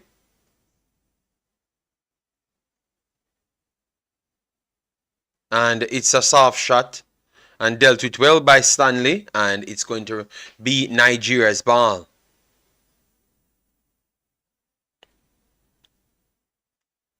Alright. Oh, first ball. Good again from Cote d'Ivoire. Nigeria goes long. First ball goes to Osimhen. Communication error between Chukwueze and Osimhen there. Yeah. But they're getting a lot of the balls. They can't say they have been starved of the ball. They have gotten a lot of the balls. Aurier throws it in. First ball goes to Nigeria. Goes straight to the back line. Ikang pushing in midfield. Goes over the top. Poor pass there from Ikang. No, from Ajayi, sorry. Poor pass there. Poor pass. Had the acres of space. Players in empty space and kick it straight back to Cote d'Ivoire. Alright, thanks guys. We have 400 people in the house. Massive respect. Please do smash the like button, share, and subscribe. Get us to our target of 200 likes. Let me know your best player so far and how you rate the game. If Nigeria had played anything like this in the first game, I thought that they would have been convincing winners. You know? A 4-1, 5-1. Alright, a break here coming from Cote d'Ivoire. Wonderful pass here. Through pass it. Cote d'Ivoire. Let's see. Alright, whipped it over the top to the left hand side, and poor control took the opportunity away from Cote d'Ivoire, but they're still deep in the attacking third. They're going to whip it inside the box. First ball won by Cote d'Ivoire, but easily controlled and collected by Stanley. Alright, good control there from Zedu, and Stanley came and control it. So Nigerian ball to pass out from the back. Ajayi works back to Bassi, to Stanley. Stanley goes to Ikang. Progressing in midfield. Works to Onyeka. Onyeka goes back to Ajayi. Wonderful work here. Oh, poor pass there from Bassi. But it's a throw-in for Nigeria. But it slowed the pace down. Good pressing here from Cote d'Ivoire. Stanley on the ball. Back to Bassi. Bassi wide. Bassi goes over the top. First ball cleared by Cote d'Ivoire. They're dealing the ball good in the back line. So I have to give them credit for that. And Nigeria lost the ball. Resets Cote d'Ivoire.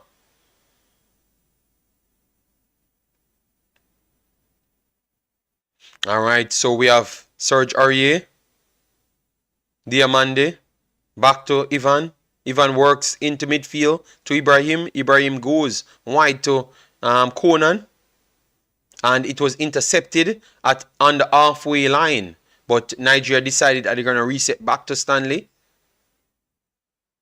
Stanley is going to go long, which is much more of a tougher ball. But they are putting on the pressure. Chukwueze back on Conan. Conan went down easy. Referee, come on. Some of these fouls are not fouls, you know. Too easy. I thought that Conan went down too easy there. But you have Cote d'Ivoire progressing through midfield without no challenge. Let's see. Down the left-hand side. Kessie. Runners from both sides. Just a good pass. But what a poor pass. And it's Nigeria back on the counter. Very, very poor pass there from Cote d'Ivoire. One of the poorest of the game. Alright. Zedu, poor control. Gave it back to the hard working midfield of Cote d'Ivoire. Cote d'Ivoire has a diagonal empty space over the right hand side. But poor control from Boga. And the ball was a little bit over it. So it goes out for a throw-in. But he would have been in acres of space.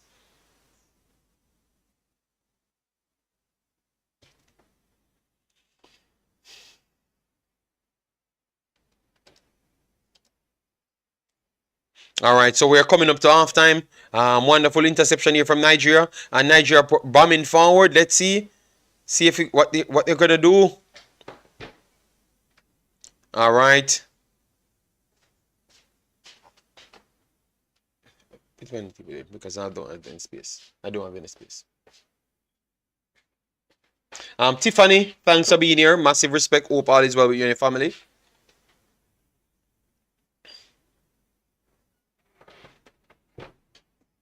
So it's coming up to halftime, guys.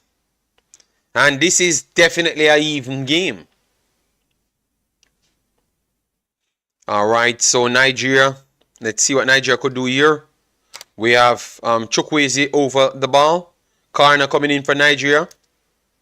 Let's see. Nigeria whips it in centrally. First ball goes to Cote d'Ivoire. And it dropped right to Zedu's foot, and he blasted over the bar.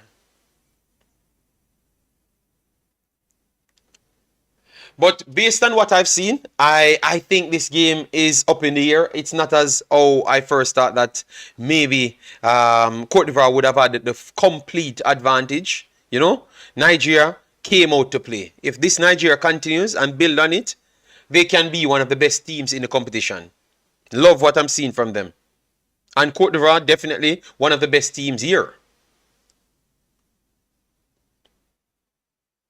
Overhead there, and it's a throw-in for Nigeria. On the 45th minute mark, let me make sure I can get it. It's just 3 minutes extra time. A long throw here. Osimhen latched onto it, coming down the left-hand side, squared up. Osimhen plays it back in midfield. Iwobi on the ball, tried to overtouch it. Iwobi still on the ball. Iwobi works himself inside. Referee call a foul, you know. Referee. Oh, the officiating is so dodgy, you see, man. That's a foul, man. Come on, man. That's a foul, man. You're holding onto the man. Christian begging for dear life. He will be skinned him.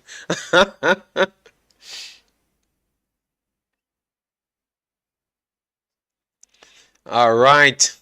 So this should be a goal kick. So let me write down officials. Refs. Terrible. Game super. All right, so goal kick coming for Cote d'Ivoire.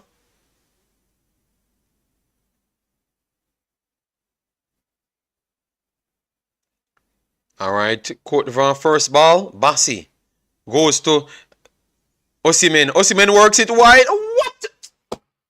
Who is that, man? Chukwueze, come on, man.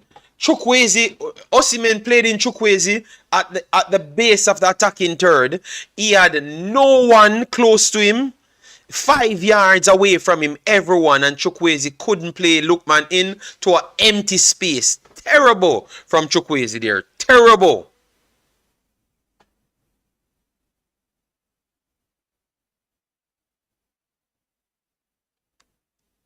Terrible there from Chukwueze, man. Terrible, man. The amount of opportunity Nigeria gets to do better in this game. Wow. All right, so guys, it's half time. It's half time. Both teams got chances, but Nigeria had slightly of the better chances. Even from the build-up as well. So we're going to discuss for that time. All right, so let me know your thoughts in the comment section, what you made of the game. The statistics are on the screen, as in like the ratings of people. The worst person on the field, they said it's Osimhen. I would not fight against that because Osimhen had big chances and missed it. But I thought that he made good link-up plays that I wouldn't say he's the worst player on the field now. Chukwueze has a 6.8, but I want to say that Osimhen's hold-up play and link-up after maybe for the last 15 minutes, it was actually better. So I want to say that Chukwueze might slightly be worse off than Osimhen for me. All right, yes. So Chukwueze, they said he played 48 minutes, 1 shot block, 18 touches, 7 of his 12 completed, which is 58%. Key pass only 1, tried 1 cross, failed it, 1 long ball, failed it, and obviously they have not added that last one, so it would have been 2 long balls that he failed. All right. But he created 1 big chance. Ground duels, 1 of 3. Aerial duels, 1 of 1. Last possession 9 times. Committed a foul, was fouled, and once offside. I think he has not done himself good for the coach giving him the start. All right, better there, man. Poor decision right there from Chukwueze. Need to do better right there. Let me know your thoughts in the comment section. Warren Webster says, great game so far, but looks like Bob Marley. No, I think this is going to be more than 1 goal. Let me know, guys. Give me some predictions as to what you think will happen in this game. Stanley thought that he made an error, but he made up back for his error by commanding his backs on the Christian big chance. All right, so that made him had a high score. All right, one of the highest scores of the game. All right, and I thought that Fofana was equally as good because he made Osimhen's mind up for him on that chance, but because he never touched the ball, he wouldn't have gotten the 7. But Fofana is as good as Stanley in the same game and deserved maybe a 7.1, 7.2. All right, I think he's slightly better than Stanley in the game. His passing is better. His positioning is better. Yes, the only thing happened to Stanley, he put his face into the ball. So he never even knew what would have happened. You know? So, yeah. Error came from there. Ajayi, a few poor passes from Ajayi, but he's looking better than before. Aina and Zedu, both of them looking better up the pitch. They are looking definitely good. Onyeka and Iwobi, I thought that they worked well. I don't think they offer that solidity defensive wise, but they are intercepting well. They are intercepting the plays as a team. So they don't have the normal defensive midfielder, the double up, so they can win tackles as to the highest level, but they are still intercepting good enough and blocking lanes. So I like what I saw from them. 27 touches, 16 of 20 passes completed by Iwobi. That's 80%. Long balls, he attempted 4 and completed 1. Not the best. Dribbles attempted 1 of 1. Ground duels, 1 of 1. And last possession 7 times. 1 clearance, 1 block shot. Right there for him. Onyeka, 21 touches, 15 of 17 passes completed, which is 88. Very good. 1 of 2 long balls completed. Very good as well.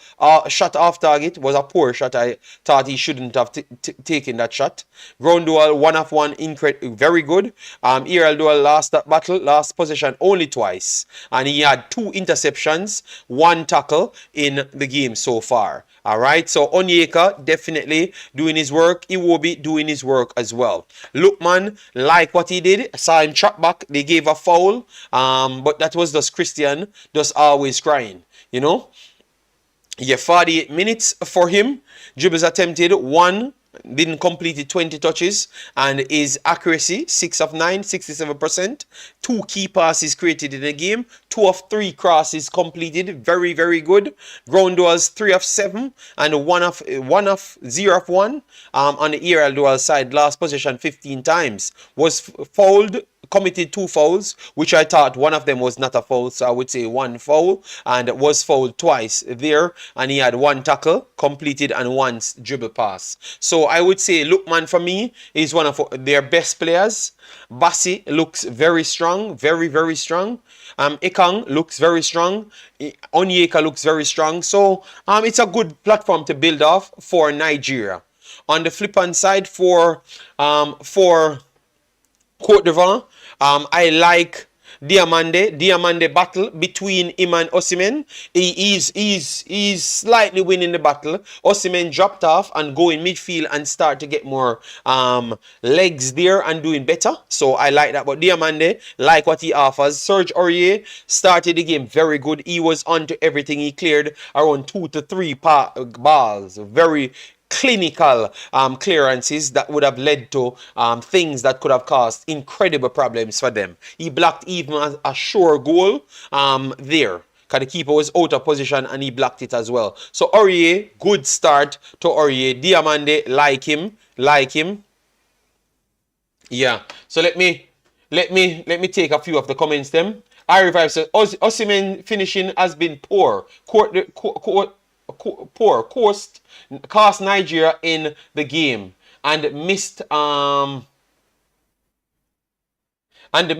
big chance in this game. Yes, he did cost Nigeria maybe the 3 points. That is true. The one-on-one that he got away with the keeper should have done way better. That is true.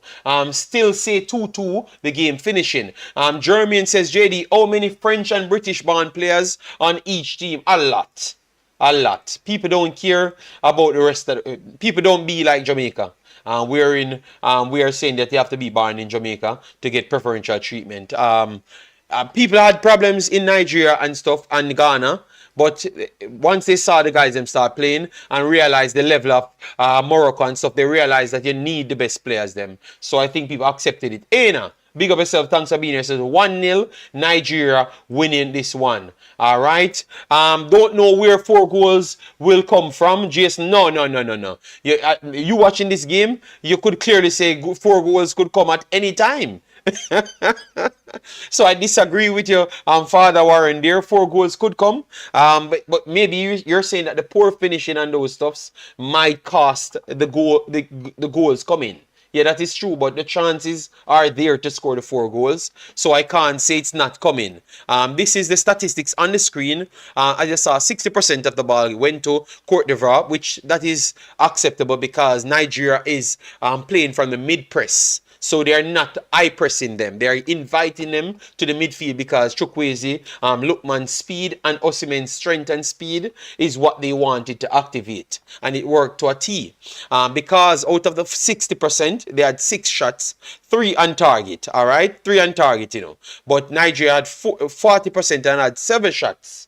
But if you saw the 7 shots, they had gotten better goal should have scored moments than Cote d'Ivoire out of it. All right, so they had 2 blocks. One of those were Serge Aurier sure goal block that we talked about. One of the off targets were Osimhen miss. Yes. So they said 1-1 big chances, so they never count the Aurier one as a big chance, and they never count the Christian second chance as a big chance. But if you watch the game, you saw those for yourself. All right, Tiffany, you said I should give you a shout out. Tiffany, big up to yourself. Hope all is well with you and your family. Guys, make sure we are close to 200 likes. All right, we are in the half time chopping up. So let me check and see if we are close to 200. If not, please do get it up there. And we are what, 21 away from 13,300. That is amazing because we wanted 10 more subscribers to just make a limited amount. So it surprised me that we have gotten more than 50 subscribers. Tiffany said she love us. She love the channel. Thank you very much. We will continue to put out as much contents for you to love it more. I hope we can have 500 persons that hit our subscribers. That is my dream, to have 500 subscribers that hits the like button every single stream, because they know that once I come with the information and the vibes, you know. Yes.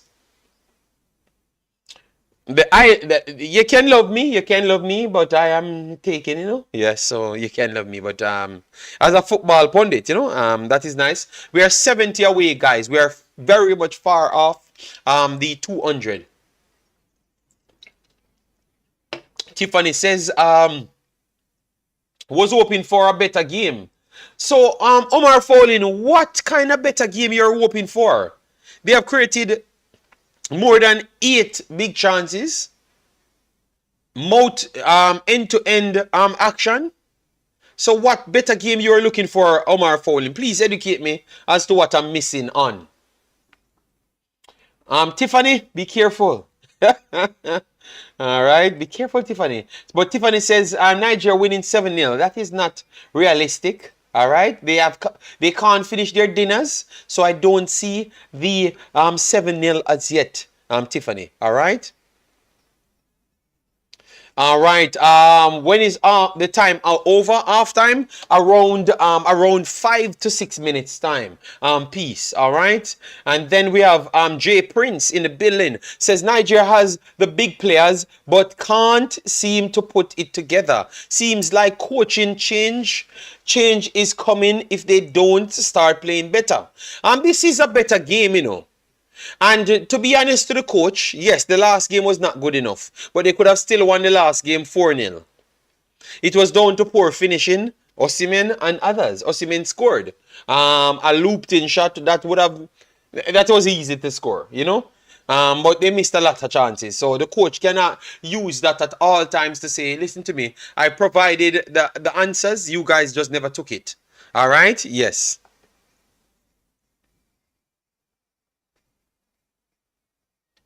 All right, Tiffany says Nigeria. All right, thank you very much. Black and White Truth says thank you for the coverage. Atalanta and Fulham follower. All right, thank you very much. No problem, and we are always here. All right. Jason said this is good for all I've seen Nigeria played, and I would have to agree. All right, so second half coming now, guys. Second half coming now. All right, second half coming now. We have coverage, and if you want to watch a game, click the link at the pinned part. It's in the Discord. You can go and watch it inside there. We can't show it live due to the fact that we have We don't have the rights for it. So guys, please do hit the like button, share and subscribe. Get us past 150 to save my life. All right. If I don't do 200 likes on this, I have not had a good stream. All right. And you won't get any post match. If you want the post match, then you get it to 200. I'm not gonna argue anymore. I'm gonna hold you ransom for the post match. 200 likes, post match coming. You can book it. All right. All right, and thanks to all the people that checked in so far. Second half coming up. Fans cheering, Cote d'Ivoire fans cheering. Don't see so much Nigerian fans. Let me see.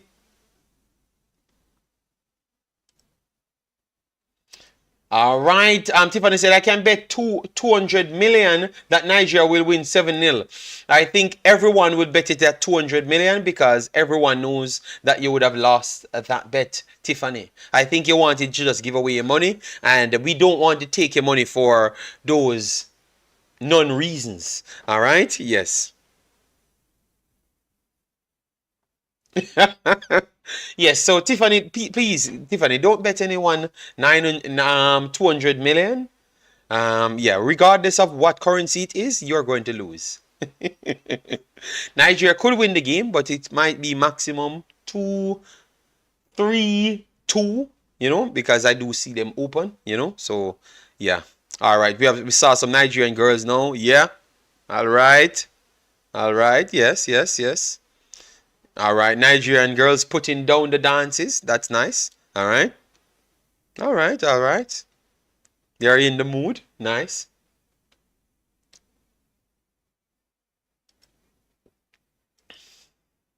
All right, so the refs coming out. So second half is on the boilers. Guys, give me some predictions. Some predictions in the house before we get straight back to the conversation. All right.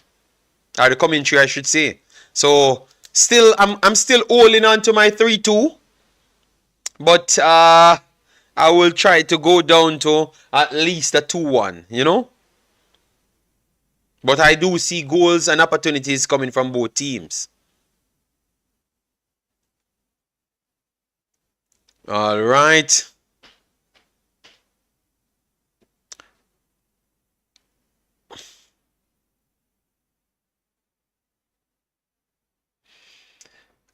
I will always support you. Thank you very much, Tiffany, man. Massive, massive respect for that. All right.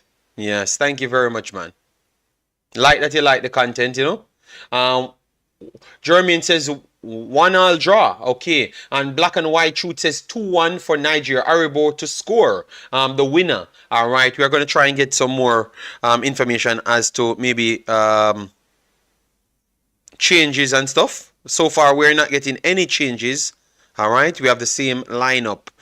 Stanley in goal for Nigeria. Ikong as one of the centre backs. Semi Ajayi and Calvin Bassi as well. In midfield, we have Zaidu, Alex Iwobi, Frank Onyeka, and Allah Aina. And up front, you have Lukman, Osimen, and Chukwueze. For Cote d'Ivoire, we have Fafana in goal, Serge Aurier, Diamande, Ivan, and Conan at the back. Seko Fafana, Ibrahim, and Frank Kessie in midfield. Christian Kwame, and you have Kraso with Boga as the front line. All right. So far, we have not gotten any changes updated as yet. You will see it at the start, the running bar, so you will know if it has been updated. So let's see. Come on, Nigeria.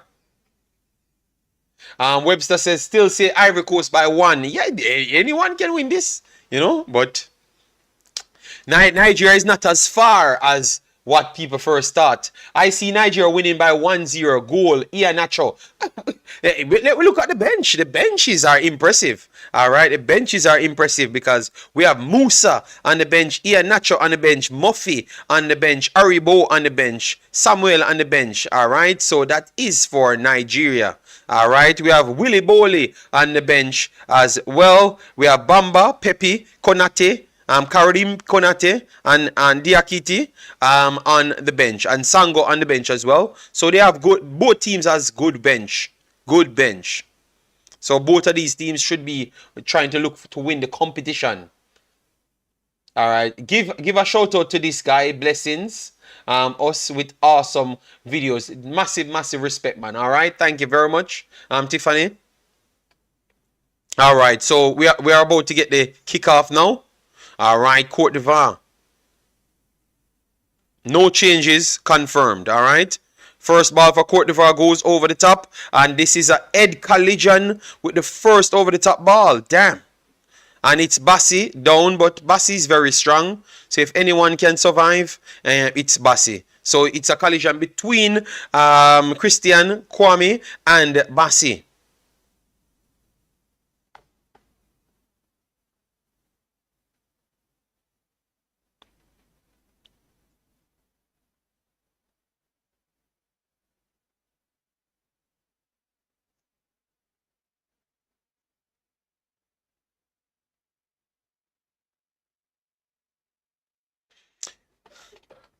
But it looks like Bassi is up.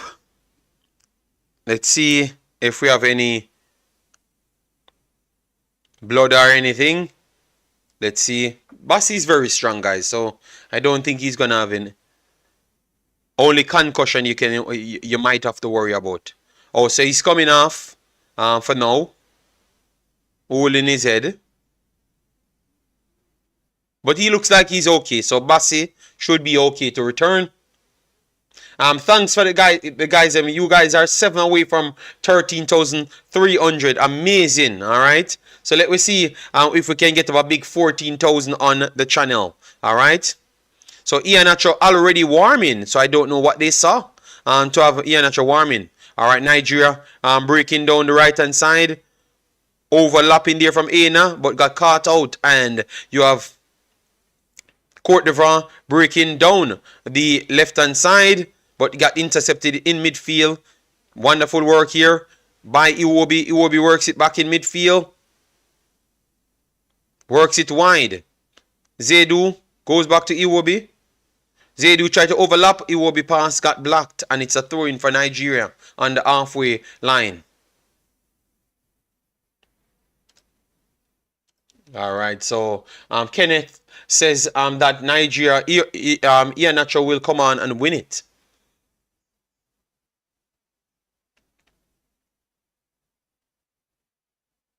All right, Zedu on the throw-in.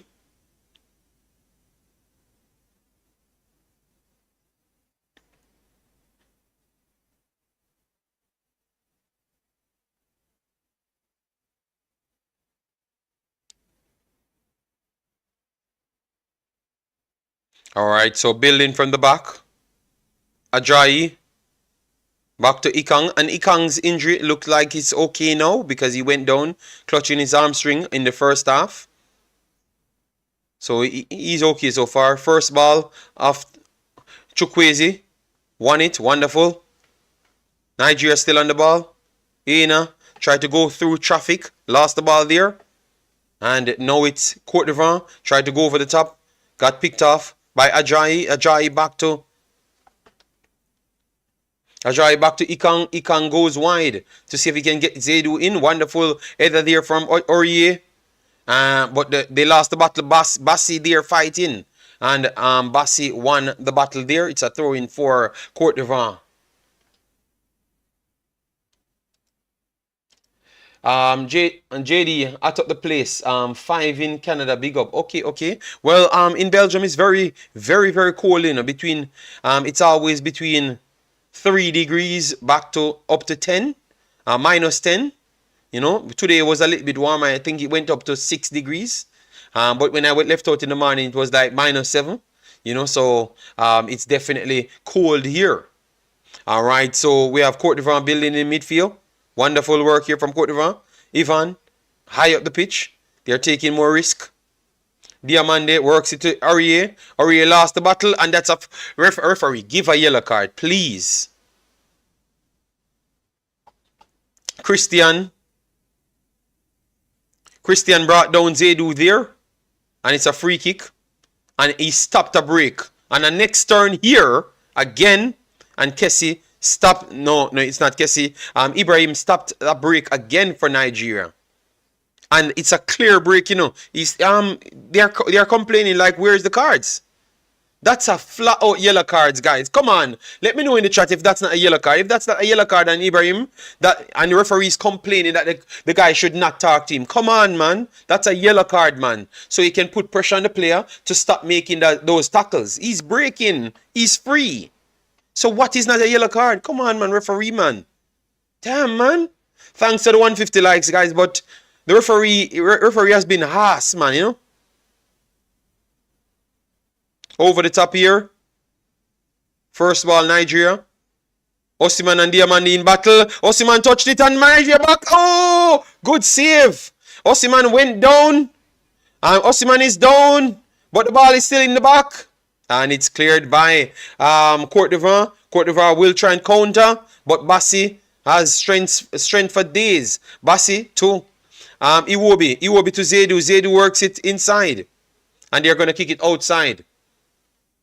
And let me see the replay, because I would not be surprised if it's an X. It's a penalty shout and they don't even look at it. Let's hit 1,000 likes in this video, Tiffany. I am not sure if 1,000 people like it as yet. Look at that. Let me see. He won the ball. Let me see. He touched the ball. You know that's a penalty. That's actually a penalty, you know. That's a penalty, you know. He kicks him, you know. It's a penalty, you know. I knew it would have been a penalty, you know. But let's see if, and it looks like they're going to go to VAR. Because that's a, let me know, guys, penalty or not. But I think it's a penalty. Because he never touched the ball. He kicks Osimhen's foot completely. So I think this is going to be a penalty. I see, guys, my commentary is on point. I saw it. It's a Diamante. I think it's a penalty. It's a penalty. It's a penalty, guys. He's going over there. That means people inside the booth telling him that, bruh, it's a penalty, brother. The man don't touch the ball. He kicks the player. And look at that now. You cost Ivory Coast possibly a penalty. You look at that, you know. If he had actually called the foul up there, you know, and give the card, you know, maybe this wouldn't have happened to Ivory Coast. You get me? Maybe. So it's bad referee. Let this to happen. Yes, it is a penalty, man. It's a penalty. Penalty for Nigeria. Diamande brought down Osimhen inside the box, even though it led to a chance. But Lookman failed to latch on to the chance, and the keeper saved it. But it's going to be a penalty. It's a clear kick. It did not touch the ball, none at all. Yeah, that is a clear penalty. So it's going to be a penalty. I don't know what he can say. Yes, it's a penalty. 100% penalty. Yeah, no ball at all. So that's a penalty for Nigeria. So Nigeria have the opportunity to go 1-0 up. But I am not sure. Let's see what Nigeria could do. Yes, VAR. No, thanks to VAR, Tiffany, because the referee never called anything. He never called anything. The referee, I'm telling you, the referee was biased, you know. The referee is biased. Some yellow cards that are clear yellow cards, he didn't call, man. He didn't call. So Ikang over it, guys. Ikang took it because Osimhen is not taking it. So, yes, because Osimhen ain't scoring no goal. So Ikang... So Ikang made it 1-0. Nigeria, guys. And that's shameful for Osimhen not taking it, you know. Because Osimhen missing chances. So good position for Nigeria now, guys.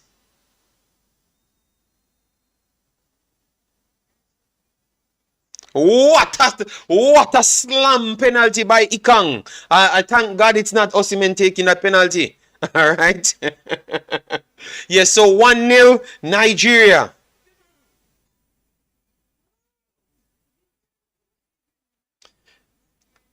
So now Nigeria can sit back and counter Cote d'Ivoire with their speed. Now they can relax because they're in the lead. So they can take their breaks now. All right, so let me know, guys, how you think this game will end. How you think this game will end, guys?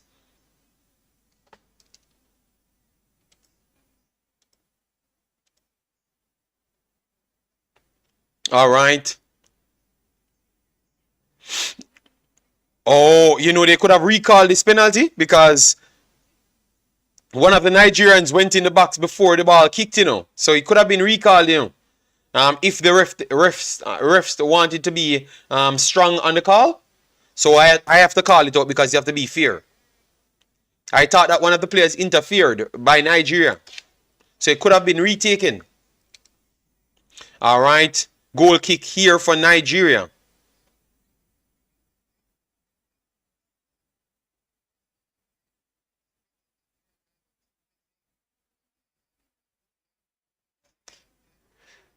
I think the speed that Nigeria has out wide will give them an advantage now. No, 7-0 is not on the way. Yes, goal Nigeria, but 7-0 is not on the way, Tiffany. Stop talking about 7-0, Tiffany.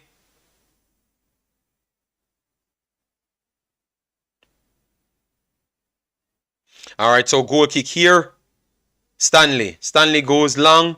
First ball goes to Cote d'Ivoire, cleared, and it's a throw-in for Nigeria.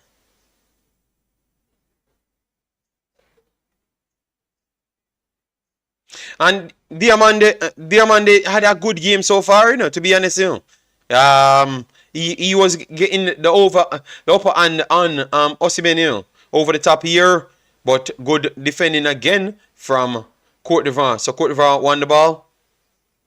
They will start with their free kick from the back. Cote d'Ivoire tried to progress in midfield. Nigeria start to leave more over the offline, so they are making their strikers stay up there to press higher. Good work here from Osimhen to force Tanero. Resets here coming from Cote d'Ivoire.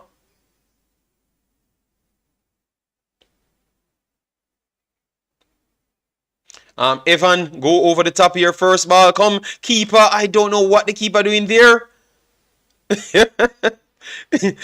Nigeria keeper is losing his head, you know. The guy almost came out of his box to try and punch a ball. So he has no confidence in the back line. Come on, man. Stay in your damn box. All right. 1-2 here. Over the top here. Cote d'Ivoire whips it inside. And it's a late offside flag, but a good opportunity there for Cote d'Ivoire coming from the right-hand side. I'm serious. Nigeria will smash them. I know. I don't think so. It's a balanced game so far. Just a big opportunity. Fell to Cote d'Ivoire's. Hold on. Is that offside? I don't think that's an offside, you know. If that had scored, I think Cote d'Ivoire would have collected that goal because it's a poor officiating again. That's not offside. And it looks like maybe a substitution coming up for Nigeria. Ikang.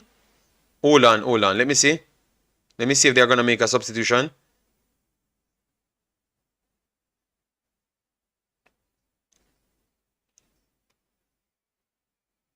Coach holding on to his watch.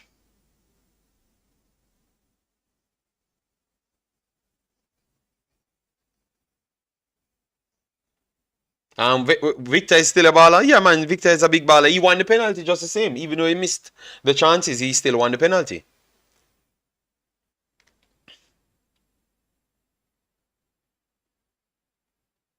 All right, so let me see what's going on here.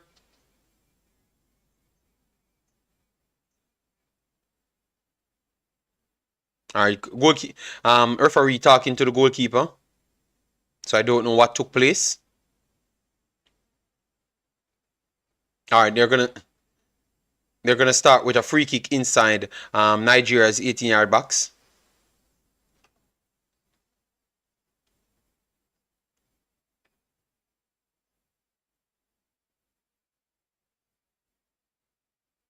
And if Nigeria wins this game, guys, Nigeria will put themselves in a good position. They might not take top spot because Equatorial Guinea won 4-2 against Guinea-Bissau. So that means they have a 2 goals difference. So if they won this 2-0, I don't know if it's goals scored, put it on the top. But I will check. I will check at the end to see who would be on the top. All right, over the top here. First ball goes to Nigeria clearance, and it's a throw-in for Ivory Coast. 60 minutes on the clock, so Ivory Coast have 30 more minutes before the time comes. 160, 64 likes. All right, they said 164 likes. All right, so guys, we are close to the 200, so please get it up there. Get around 40 more likes. All right, a break here coming for Nigeria, but they said over dribble. What the cut? Okay, they said free kick. Oh my God, referee. All right, build up here, Cote d'Ivoire. Left hand side.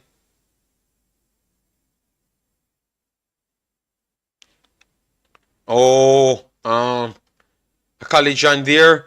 But Nigeria on the break. Osimhen, one-on-one. Osimhen, he has the player running in. And nice clearance. Nice clearance. Who is that Diamande again?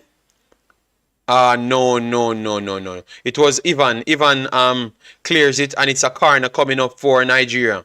But Osimhen had a one-on-one right there. Decided that he's going to cross it into the unrunning player. And it was cleared by Ivan. So a corner coming up for Nigeria.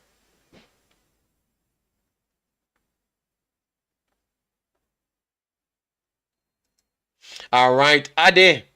Saying hello to you here in London. Thank you very much, man, Ade. Massive respect. I was in Birmingham. Should come to London. One of not for now still, but soon.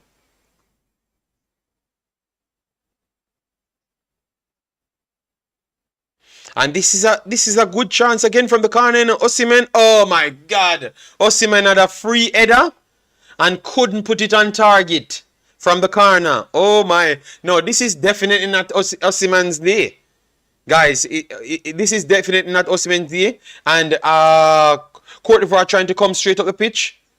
But got caught out again by Nigeria. One-on-one again. Nigeria coming straight through. Let's see what they're going to do. Beats one, beats two. And he went down, referee. Come on, referee. Good. What is wrong with the referee?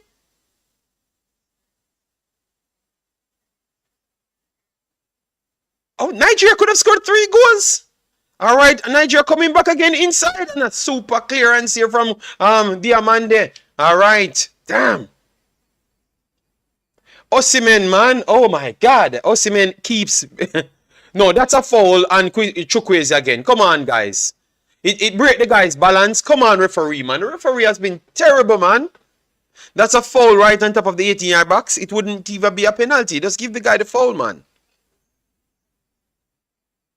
All right, no problem, Ade. Thanks for that, man. No problem, man. Always. Respect, yeah? So another. And Nigeria gets some good chances now, guys. But if they don't win this game, I know a lot of people will beat Osimhen. He missed some big chances, man. You know, he missed some big chances, guys. Let me see if they registered the next big chance to him.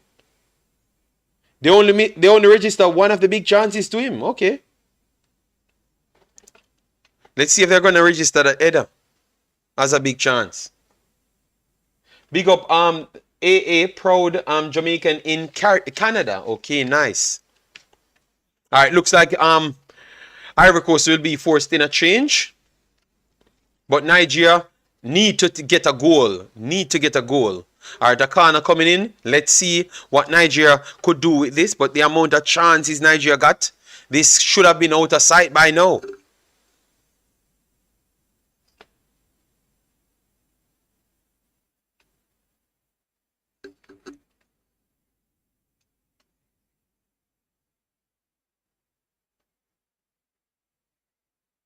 All right, guys. Sorry about that. Look like we have some disconnection right there. Let me know if you guys are hearing me well. All right, so a corner coming back in, whipping corner, and it goes over the top. It's going to be goal kick. Goal kick to Cote d'Ivoire.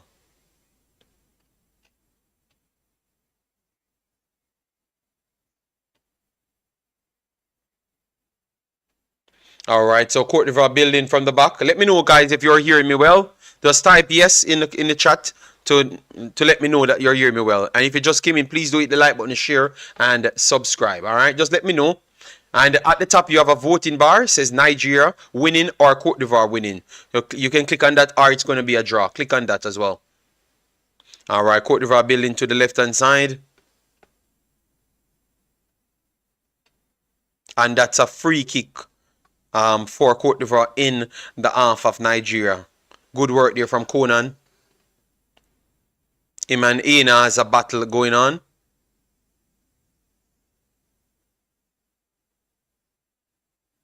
Okay. Thank you. A Sports says I'm supporting Nigeria from Australia. Nice. Nigerians all over the place. Whipping cross here to the box. Stick flick on goes to Cote d'Ivoire and it went wide. It's Diamande again. Latched onto it and couldn't get it on target. But that's good for Cote d'Ivoire to give them some belief.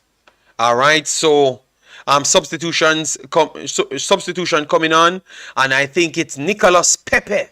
The Arsenal faithful knows him well, and you have Singo coming in. And let me see if they're gonna take off Serge Aurier. Updates will be on the screen. All right, so let me know. All right, thank you very much, Obesta. Yes, thank you. All right. And thanks for the 13,300 subscribers. So they're taking off Aurier off the field, guys. Let me know if that's a good substitution because I thought that Aurier was one of the best players on the field. All right, so and they're making a lot of substitutions. You think that is good, guys? Let me know if you think that is good.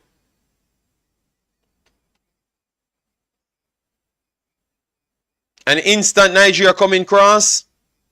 Whipping ball inside the box. Osimhen controls inside the box. It went away from him, but Osimhen is still inside the box.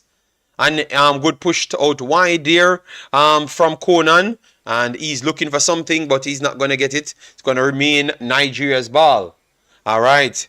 A lot of substitutions. It's going to be updated on the side.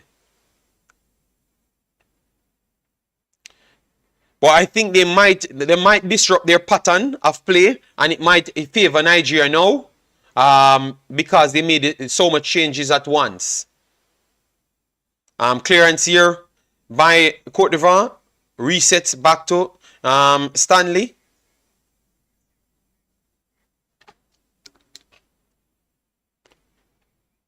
Okay, Aurier holding his calf. Okay. Okay, they are looking for something with Bassi pushing down Fafana there. Okay, so Aurier off, Boga off, Pepe on, Bamba on, and Singo on. So those are the substitutions. So 3 substitutions made at once for Cote d'Ivoire. Obviously, maybe they are looking at it as a long haul thingy. So maybe if they lose the game, it's not so big because Nigeria had to come out and do something in this game, you know? And they have a third game that would consider maybe Equatorial Guinea ain't easy. All right, so work here for Cote d'Ivoire. Whips it inside. First ball cleared by Aina. And it goes on top of the 18-yard box, but poor control in there. But poor clearance there. And a poor pass there from Cote d'Ivoire again. Cost it. Oh, referee, come on, man. Too soft, man. Too soft, referee. Pepe is a good player. Yes, Pepe is a good player. Just believe that Arsenal never really favored him, you know. I never gave him the true chance, you know, to play systems that maybe favored him. But that's my take. I could be wrong.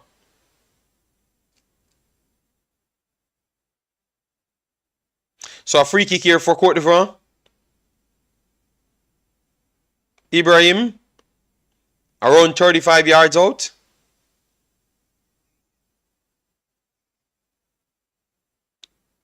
Let's see what Ibrahim will do here. Ibrahim goes for a long range. And obviously he's going to try and test the keeper. Blast over the top because obviously the keepers for Nigeria showed those tendencies to lose control with long balls. So he tried to go long. He struck it with good power. But it would have been hard for him to score that one or get it low enough. So good try.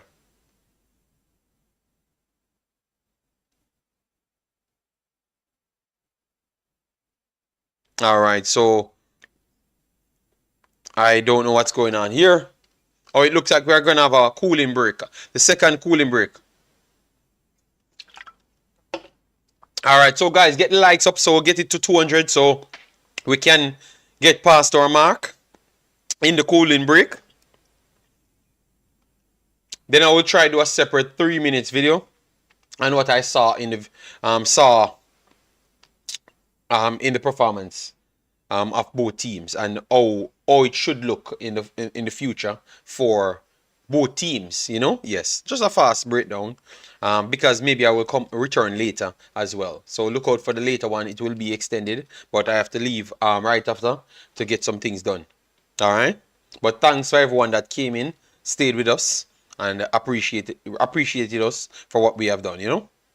All right, so a few changes coming in for Nigeria now. All right, and look at the changes coming in for Nigeria.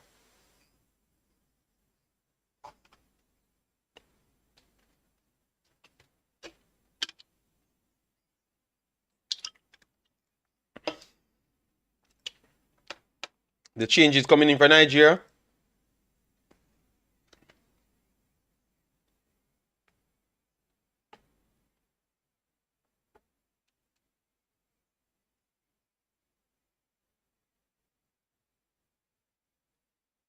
All right, Simon is a good change. So Chukwueze off, yeah. Moses came on for Chukwueze, yeah. Moses offers something good. I think it's a good substitution right here.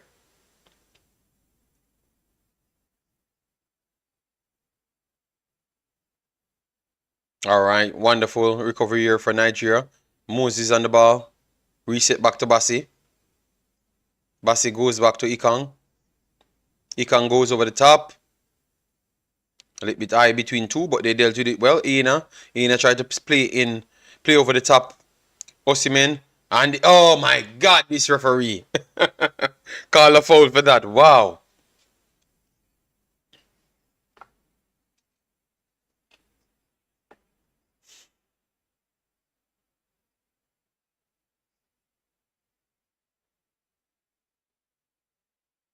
What a ball over the top. Keeper comes. Good save. Nigeria.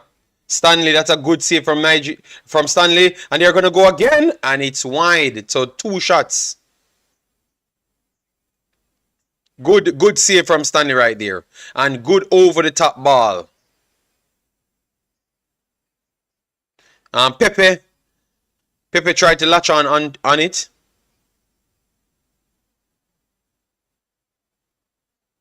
So Ivory Coast trying to get something back. Let me know if you think that they are going to get something from it. Let me know.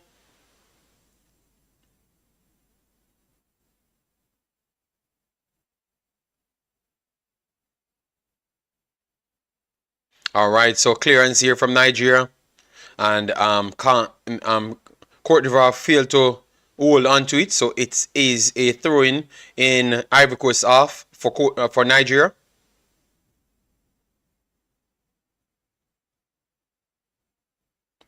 Long throw in here. Yes, it's a good try. Oh, Osimhen. What happened? They call a foul for Osimhen there? Damn, the referee not giving the man any chance. All right, guess. Cote d'Ivoire trying to push up the pitch.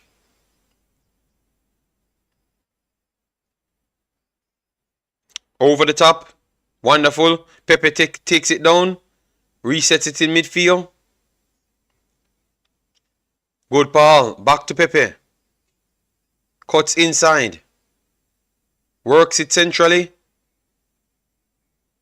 So good spell for Cote d'Ivoire. 75 minutes and running. Left hand side, Conan. Conan still on the ball. Good skills here from Conan. Tried to whip it in. And it was blocked by Aina. And it's a corner kick coming in for Cote d'Ivoire. So Cote d'Ivoire coming back with their second half pressure.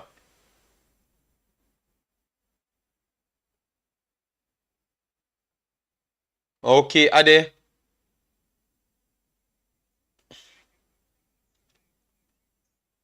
Alright, so let's see if Cote d'Ivoire can do something. Pepe whips it in.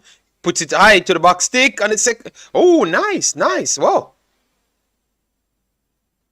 So Ivan latched onto the ball from Pepe to the back stick, but he failed to get it down. It was high and wide. But I thought that it would have been a better opportunity to pass it back to the opposite side of the goal. So still 1-0 Nigeria. Nigeria goes long. First ball cleared by Cote d'Ivoire. Cote d'Ivoire gets the ball under control in midfield. Good diagonal ball here. Still under control Cote d'Ivoire. Osimhen dropping back. Nigeria offering a midfield press. But Cote d'Ivoire dealt with it well. Good passing here from Cote d'Ivoire. Cote d'Ivoire tried to go long and Stanley controlled the ball and controlled the tempo. Alright, so moderator says 20 more likes to go for 200. That means we will hit the 200 then. That is good. Alright, so build up from the back again. From Cote d'Ivoire pressing by Moses. Moses tried to put a foot in. They say continue playing. Wonderful work here, but good interception here. And wonderful secondary play again from Cote d'Ivoire. And Cote d'Ivoire plays it over the top. And let's see, Cote d'Ivoire could... Oh, wonderful recovery. Oh, nice. Good, nice hit of play from both teams. And now it's Nigeria coming forward. Wide. Moses works it to the far post. Next good tackle again. And it's Cote d'Ivoire trying to come forward. Pepe beats one. Keeps it inside. Pepe coming down the right hand side. Overlapping run. Decides he's going to take it by himself. Pepe won. Oh, the chip from Pepe was blocked again by Nigeria. Nigeria cleared their lines. First bounce. Got to Osimhen. Osimhen played it back wide. Looking for a good position. Oh, referee. Come on, man. Your yellow card stuck in your pocket, man. Look, man, have to be looking at this referee saying, bruh, what is wrong with your yellow card, man? Lookman got the turn and it's Osimhen, and Lookman will be pushing forward, and no yellow card again from the referee. Come on, man. Not one yellow card in the game. Didier Drogba. So free kick, Nigeria. Bassi goes over the top to Moses, but the ball bounced, and they're trying to keep it inside, but Moses on the ball. Oh, what they call here? A foul? Oh no, it's Zedu on the ball, and they call a foul. Let me see that. Let me see that replay, because we need to start see some of these replays, you know, from this referee, you know, man. We need to start see some of these replays.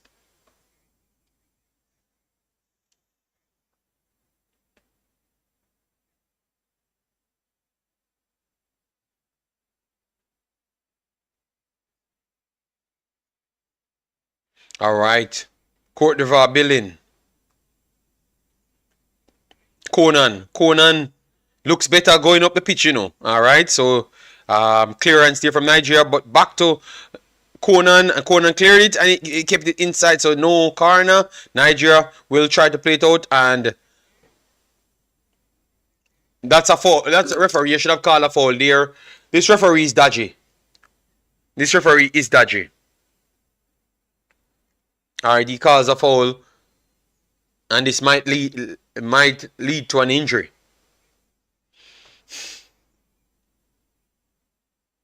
What's the score? It's 1-0 Nigeria. 1-0 Nigeria. 1-0 Nigeria. It's on the screen here. It's on the screen. And it's almost 80 minutes. So we have a few more substitutions. So they're going to take out Lookman. Lookman coming off at this point. I thought that Lookman had a good game.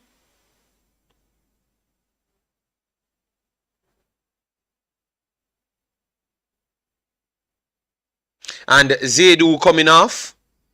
So let me see who coming on for Zedu.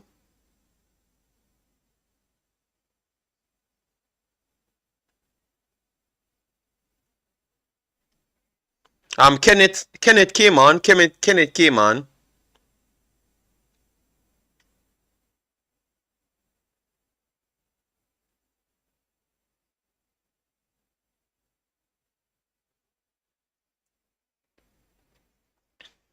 I'm waiting to see the rest.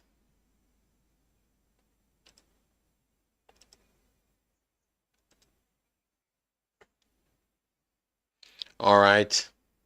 Over the top here for Nigeria. First ball goes back to Cote d'Ivoire, and it looked like it was an handball. Yes, the referee called that. That's a fair call. Saw the handball from a mile out. Yes. What a game, people! Wow, Africa football is real. Watch out, Europe. But most of these guys plays in Europe. Almost all of them. All right, Cote d'Ivoire coming down the right hand side. Good trickery, whips it in, slightly blocked, but Pepe on it inside the box, but can't get the dribble off, and he was offside at the same time, so it's going to be a free kick inside the 18-yard box for Nigeria. And it's 81 minutes played. So 9 more minutes of normal time to go. Both teams look excited.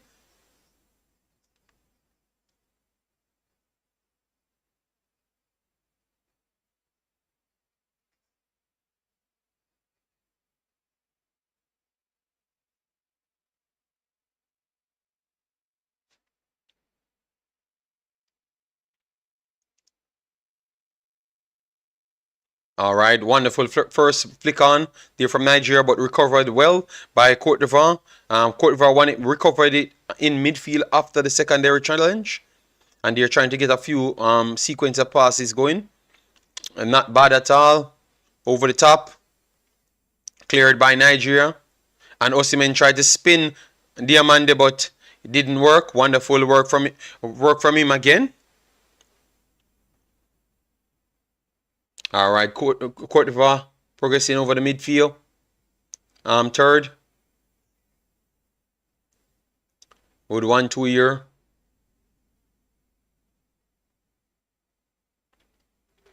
All right, picked off there. And a poor pass from Nigeria gave a good chance here. What a true pass here from Cote d'Ivoire. Cote d'Ivoire coming from the right-hand side, and it was blocked. And it's another corner coming up for Cote d'Ivoire. Obviously, when you make changes, guys, in football, it disrupts the rhythm. So sometimes coaches don't want to make so much changes, you know, and it definitely looks like it disrupts the counter-attack rhythm for Nigeria. Over the top here for Cote d'Ivoire, deflection, took it inside. Nigeria trying to break now, and he almost got brought down. Nigeria, 2 inside, acres of space to make a damn good pass. Oh my God. Oh, he's inside, one-on-one, he's inside. Oh my God, this guy is, who is that? Let me look for this dude. I can't believe it.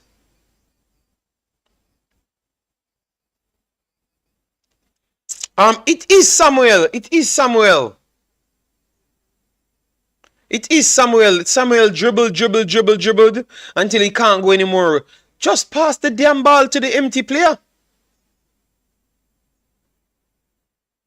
If Nigeria gets pegged back in this game, it's all because of poor decision making. The coach don't have nothing to do with this.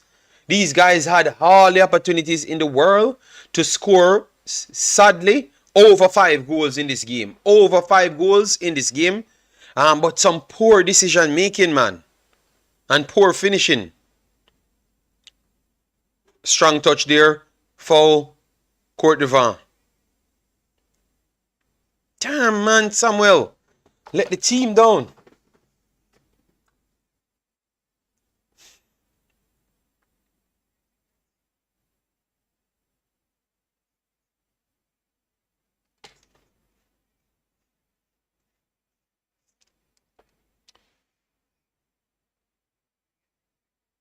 The simulation on the screen, what is it called? A play-by-play action. You can go from Soccer Sofa and just open it from there. Kinder. Alright? Just go on Soccer Sofa and just maximize it, and it's okay for you. Alright, a long ball here from Cote d'Ivoire. Cleared by Nigeria.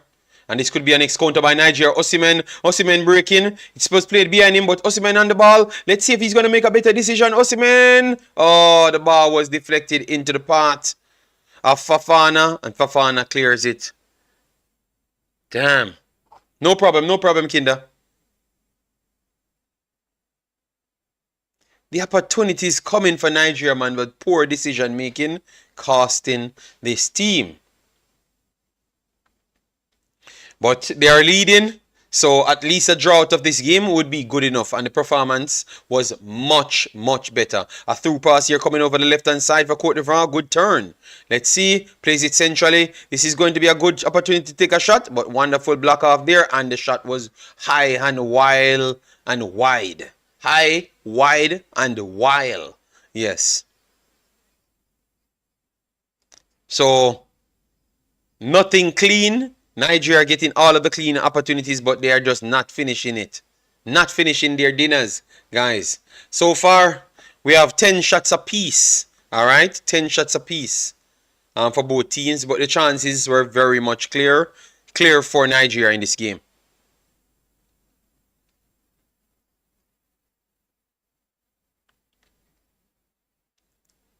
All right, first ball won there by Nigeria.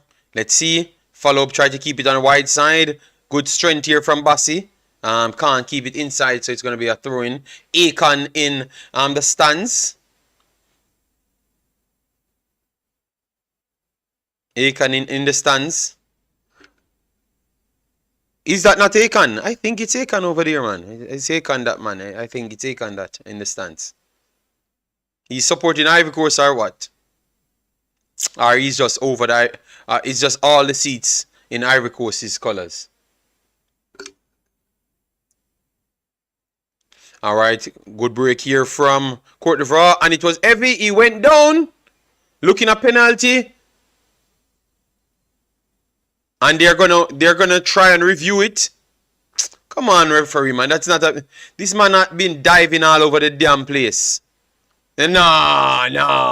Go out. Go away with that. Not a penalty in a million year. Trying to lock the guy's arm to buy a penalty. Fafana is something else, you know, man. The man trying to lock the guy's arm to buy a penalty. And we have an exchange coming up. It looks like Osimhen is coming off. All right. Yeah, he's trying to buy. No, TKG. It was Fafana. Seko Fafana trying to look a penalty for Ivory Coast. For Cote d'Ivoire. Yes, but it was a failed attempt. He's trying to do the James Harden in basketball to lock his arm around them to try and draw them down to get the foul. But good work, super work there from Aina to not fall for it. All right. So no penalty. Referee says continue playing. Over the top here, Cote d'Ivoire coming again. Aina, wonderful work again from Aina.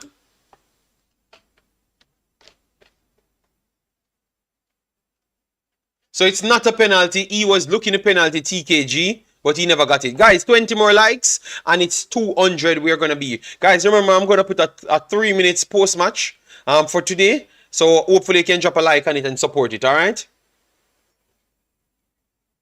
And that's a goal kick. It looks like Ivory Coast ran out of ideas, to be honest.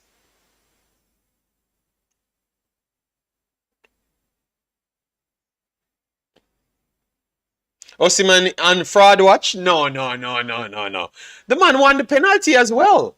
And he gets himself in those positions, you know.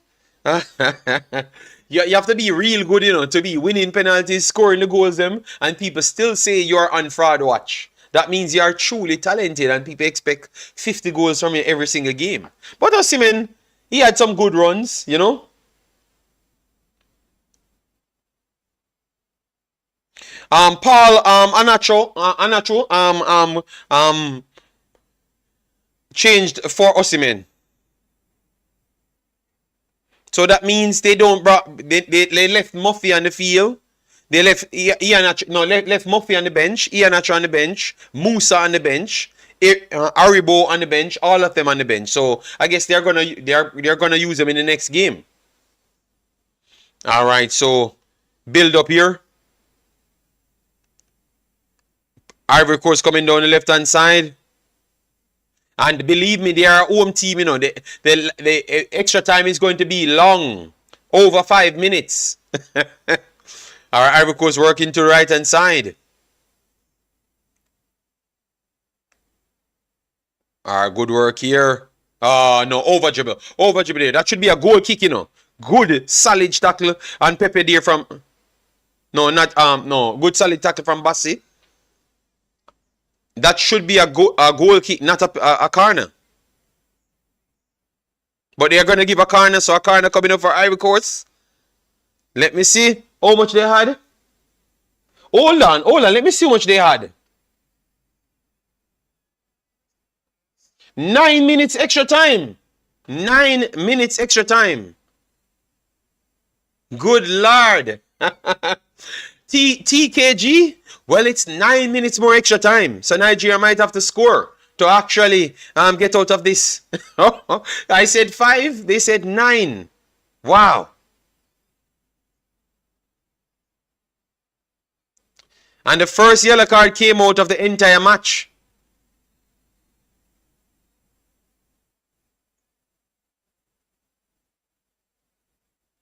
One soon. Umzo 18 and yes, no, I think this is fraud, Martin Baker.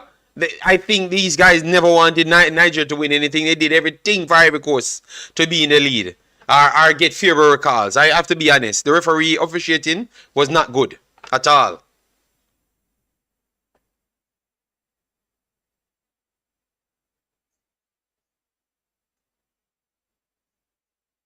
So time wasting, yellow card. So Nigeria gets a yellow card. Yes, they are getting everything. Everything. I hope Nigeria score one more. Which I expect. I want both of these teams to go through because both of them looks good, and I like the way they play.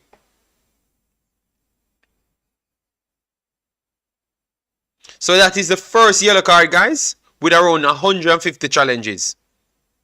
Even clear path fouls that are mandated yellow cards. Referee gave no yellow card until now. I am being neutral, so I'm just telling people as it is. People seeing it and know that I'm not lying. All right, a break here coming. Wonderful work again from Aina. Clears it. Stays inside. Nigeria on the break. But it's just one. Beats one. Are overlapping. Is there people here? No. Look at that. A break here coming from Nigeria. Let's. Oh, come on. They slow the pace down. Moses. 1-on-1. Moses. Go down the byline. All right. Good defending there from Cote d'Ivoire. And it's a throw in here for Nigeria. So we are 3 minutes in. Still need 6 more minutes to pass. I'm telling you, if this draws, I can hear on Twitter the behavior of cheating coming from the ref. Throw in here, Nigeria again.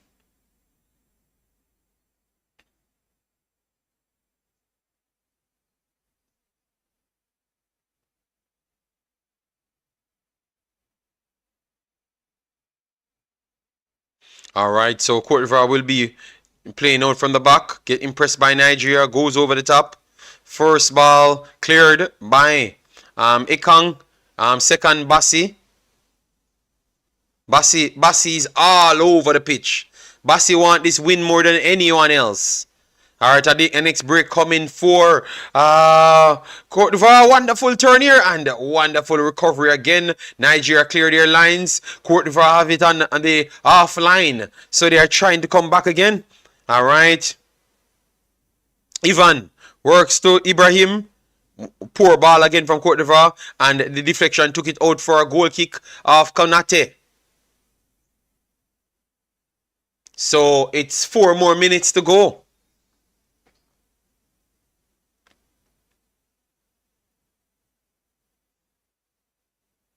Throw in here. The referee, nothing. Okay, a next foul for Nigeria.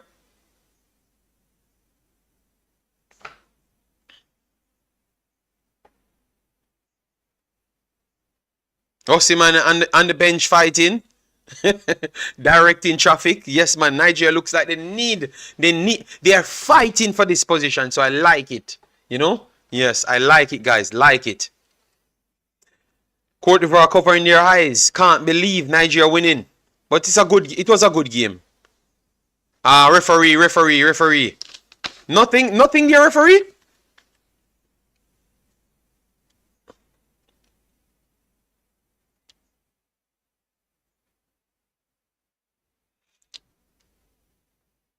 No, his legs. What? Okay, no. That's a foul, referee. That's a foul. Accidental, but still for. Oh, and he stepped on him as well. Yes, man, that's a foul, referee. Come on.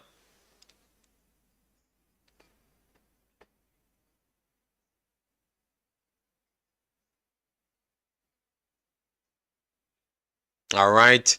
Cote d'Ivoire coming. Cote d'Ivoire coming. Cote d'Ivoire trying their best, you know, man. Cote d'Ivoire trying their best. 3 more minutes. 3 more minutes to save.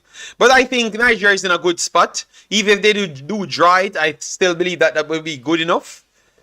So they are in a good spot to get something from the game, because this was a game that no one expected it. People thought that they would have even lost it, you know, included myself, you know. Still pick them to win by a goal, 3-2. All right, Cote d'Ivoire coming. Wonderful block again from Nigeria, and it's a throw-in for Cote d'Ivoire. 2 more minutes. Chukwueze on the bench. Cote d'Ivoire goes over the top. First ball, Cote d'Ivoire. Coming from the left-hand side. In the middle, first ball. It bounces. And Bassi gets to it. They're asking for something. They go long the first bounce. Nigeria. And they call a foul. They call a foul on that one. And they're saying no foul. I want to see this. I want to see this replay, because I am not sure. So they're asking for a penalty, and they're asking an handball on Bassi. No, Bassi moved this arm out the way. He moved this arm out the way. Nothing for nothing for Cote d'Ivoire today. No more penalty. Cote d'Ivoire coming again, because they're not giving up, you know. They want something out of this game. Whip it in. Cote d'Ivoire control it in the middle, and they're gonna. Okay, that almost burst his arm. Damn. Now this is a super match, man. This is a super match, man. No, TKG, they have not called a penalty. They are asking for review. It was reviewed and it's not a penalty. Bassi moved his arm right out the way in time. All right, so Cote d'Ivoire want everything. So better don't get a 50-50 call, because this is going to Cote d'Ivoire. They are looking for anything to give them. It hit the man tight. It is his side. It is his side. He never touched his arm, because the man moved his arm back, Jason. So don't be in the chat trying to thief for Cote d'Ivoire as well. They need to fire you like the referees. But what it is. You didn't see the guy move his arm. Jason, you didn't see the guy move his arm. You and Umzo? You and Umzo always want Nigeria to lose, you know. You and Umzo. Alright, good clearance again for Nigeria. And Moses trying to run it down. Chase him and blow it off, ref. Alright. He moved his arm, and even if it brushed his arm, it would not have been a penalty, because he was moving his arm out the way. All right. I always want Nigeria to win. Oh my God. All right, guys. So Nigeria puts themselves back in a very good position to qualify. Pretty much you can call it they have qualified, defeated the host Ivory Coast in a thrilling match. Owns a lot of chances. Poor finishing on the day, but Nigeria deserved to win it. This put Nigeria on 4 points. All right, I'm just going to try and run through a few things that kept them in the game. I thought that Lookman was superb on the day. His tracking back was very good. Osimhen missed a lot of chances and will be bashed. for his poor finishing over this tournament. Should have had 4 clear goals so far and only had 1. He won the penalty at the same time, gotten brought down by Diamande and fully deserved as a penalty. Yes, but this is a better showing from Nigeria. Nigeria gave up the high press for a mid press and it worked. Chukwueze, Osimhen and Lookman did a well-run job. But who I wanted to give the massive credit to is Onyeka and Iwobi in midfield. Thought that they did a good shift for me. Alright, yes, Aina and Zedu might have just found their better positions to play up the pitch a lot more. Both of them looked completely better than the first game. Alright, so with that said, it pushed Nigeria in on 4 points. At second spot because Equatorial Guinea scored more goals than Nigeria. But this win is a massive win because Ivory Coast and Nigeria coming into this one were the actual favorites. So going into the final day, Nigeria will be taking on Guinea-Bissau that lost 4-2 to Equatorial Guinea. And you will have Cote d'Ivoire playing with Equatorial Guinea for all the spots, because all the spots have not been completed as yet. Nigeria can come first with a win and better goal difference, and hopefully Equatorial Guinea gets a draw or lose the match. All right, yes, but at this point, very, very good performance from Nigeria based on how the coach sets them up and how they have actually played it out on the field. They created the chances, just never actually took their chances. So that's how I saw it. So let me know your thoughts in the comment section. How far you think this Nigerian team could go, and who were your best players today, and how much rating you do give the players, if you're going to label any one of the players, and also the coach, because the coach gets a bashing. So let me know what you say about the coach, guys. All right, smash the like button, share, and subscribe. All right, yes. So that is my post-match. Let me take a few more comments from you guys. And thanks everyone that stayed with us. It was a entertaining stream. All right, entertaining. Agrees, JD. Nigeria definitely deserved to this win. They did more and had enough for this win. Yeah, man. They did deserve it. One of the best games I've seen Nigeria played in the last 7 games. The last 7 games, I saw them beating Sierra Leone. I saw them beating Sierra Leone, and this was a better performance, and they won it 1-0. No shots on goal in 96 minutes for Nigeria. No, Firewall, it was a very good game because you have to look at it. That means the coach set you out and you did your job. All right, so I was talking in terms of the coach. He created all the isolated moments and they got them. Osimhen missed 3 big chances in the game. Chukwueze was poor with his actual linking up plays. All right, that is not down to the coach. That is not down to the coach. All right, that is not down to the coach. That is down to them doing their job. But the coach put you in the position. You should do your job. All right, yes. So I would say this is one of the best displays from Nigeria as a collective with the coach and the players. Obviously, the finishing was not on. All right? Yes. Max, I told you in favor of Nigeria, but I said 3-2, you know. All right? We just never had Nigeria keeping a clean sheet. But Bassi proved that he deserves to be in the team. All right? Ikong was very much dangerous today. Fully deserved his praises. All right, yes. So guys, I'm gonna run out. Thanks for the 200 likes if you have hit it as yet. Massive respect. I'm gonna release the post match. And you guys just check it out and drop a like on it. All right, so thanks yet again. We will see you soon, maybe later or tomorrow. All right, but I'm gonna post the post match right now. All right, so thanks yet again for the continued support. Bless up and see you in the next one.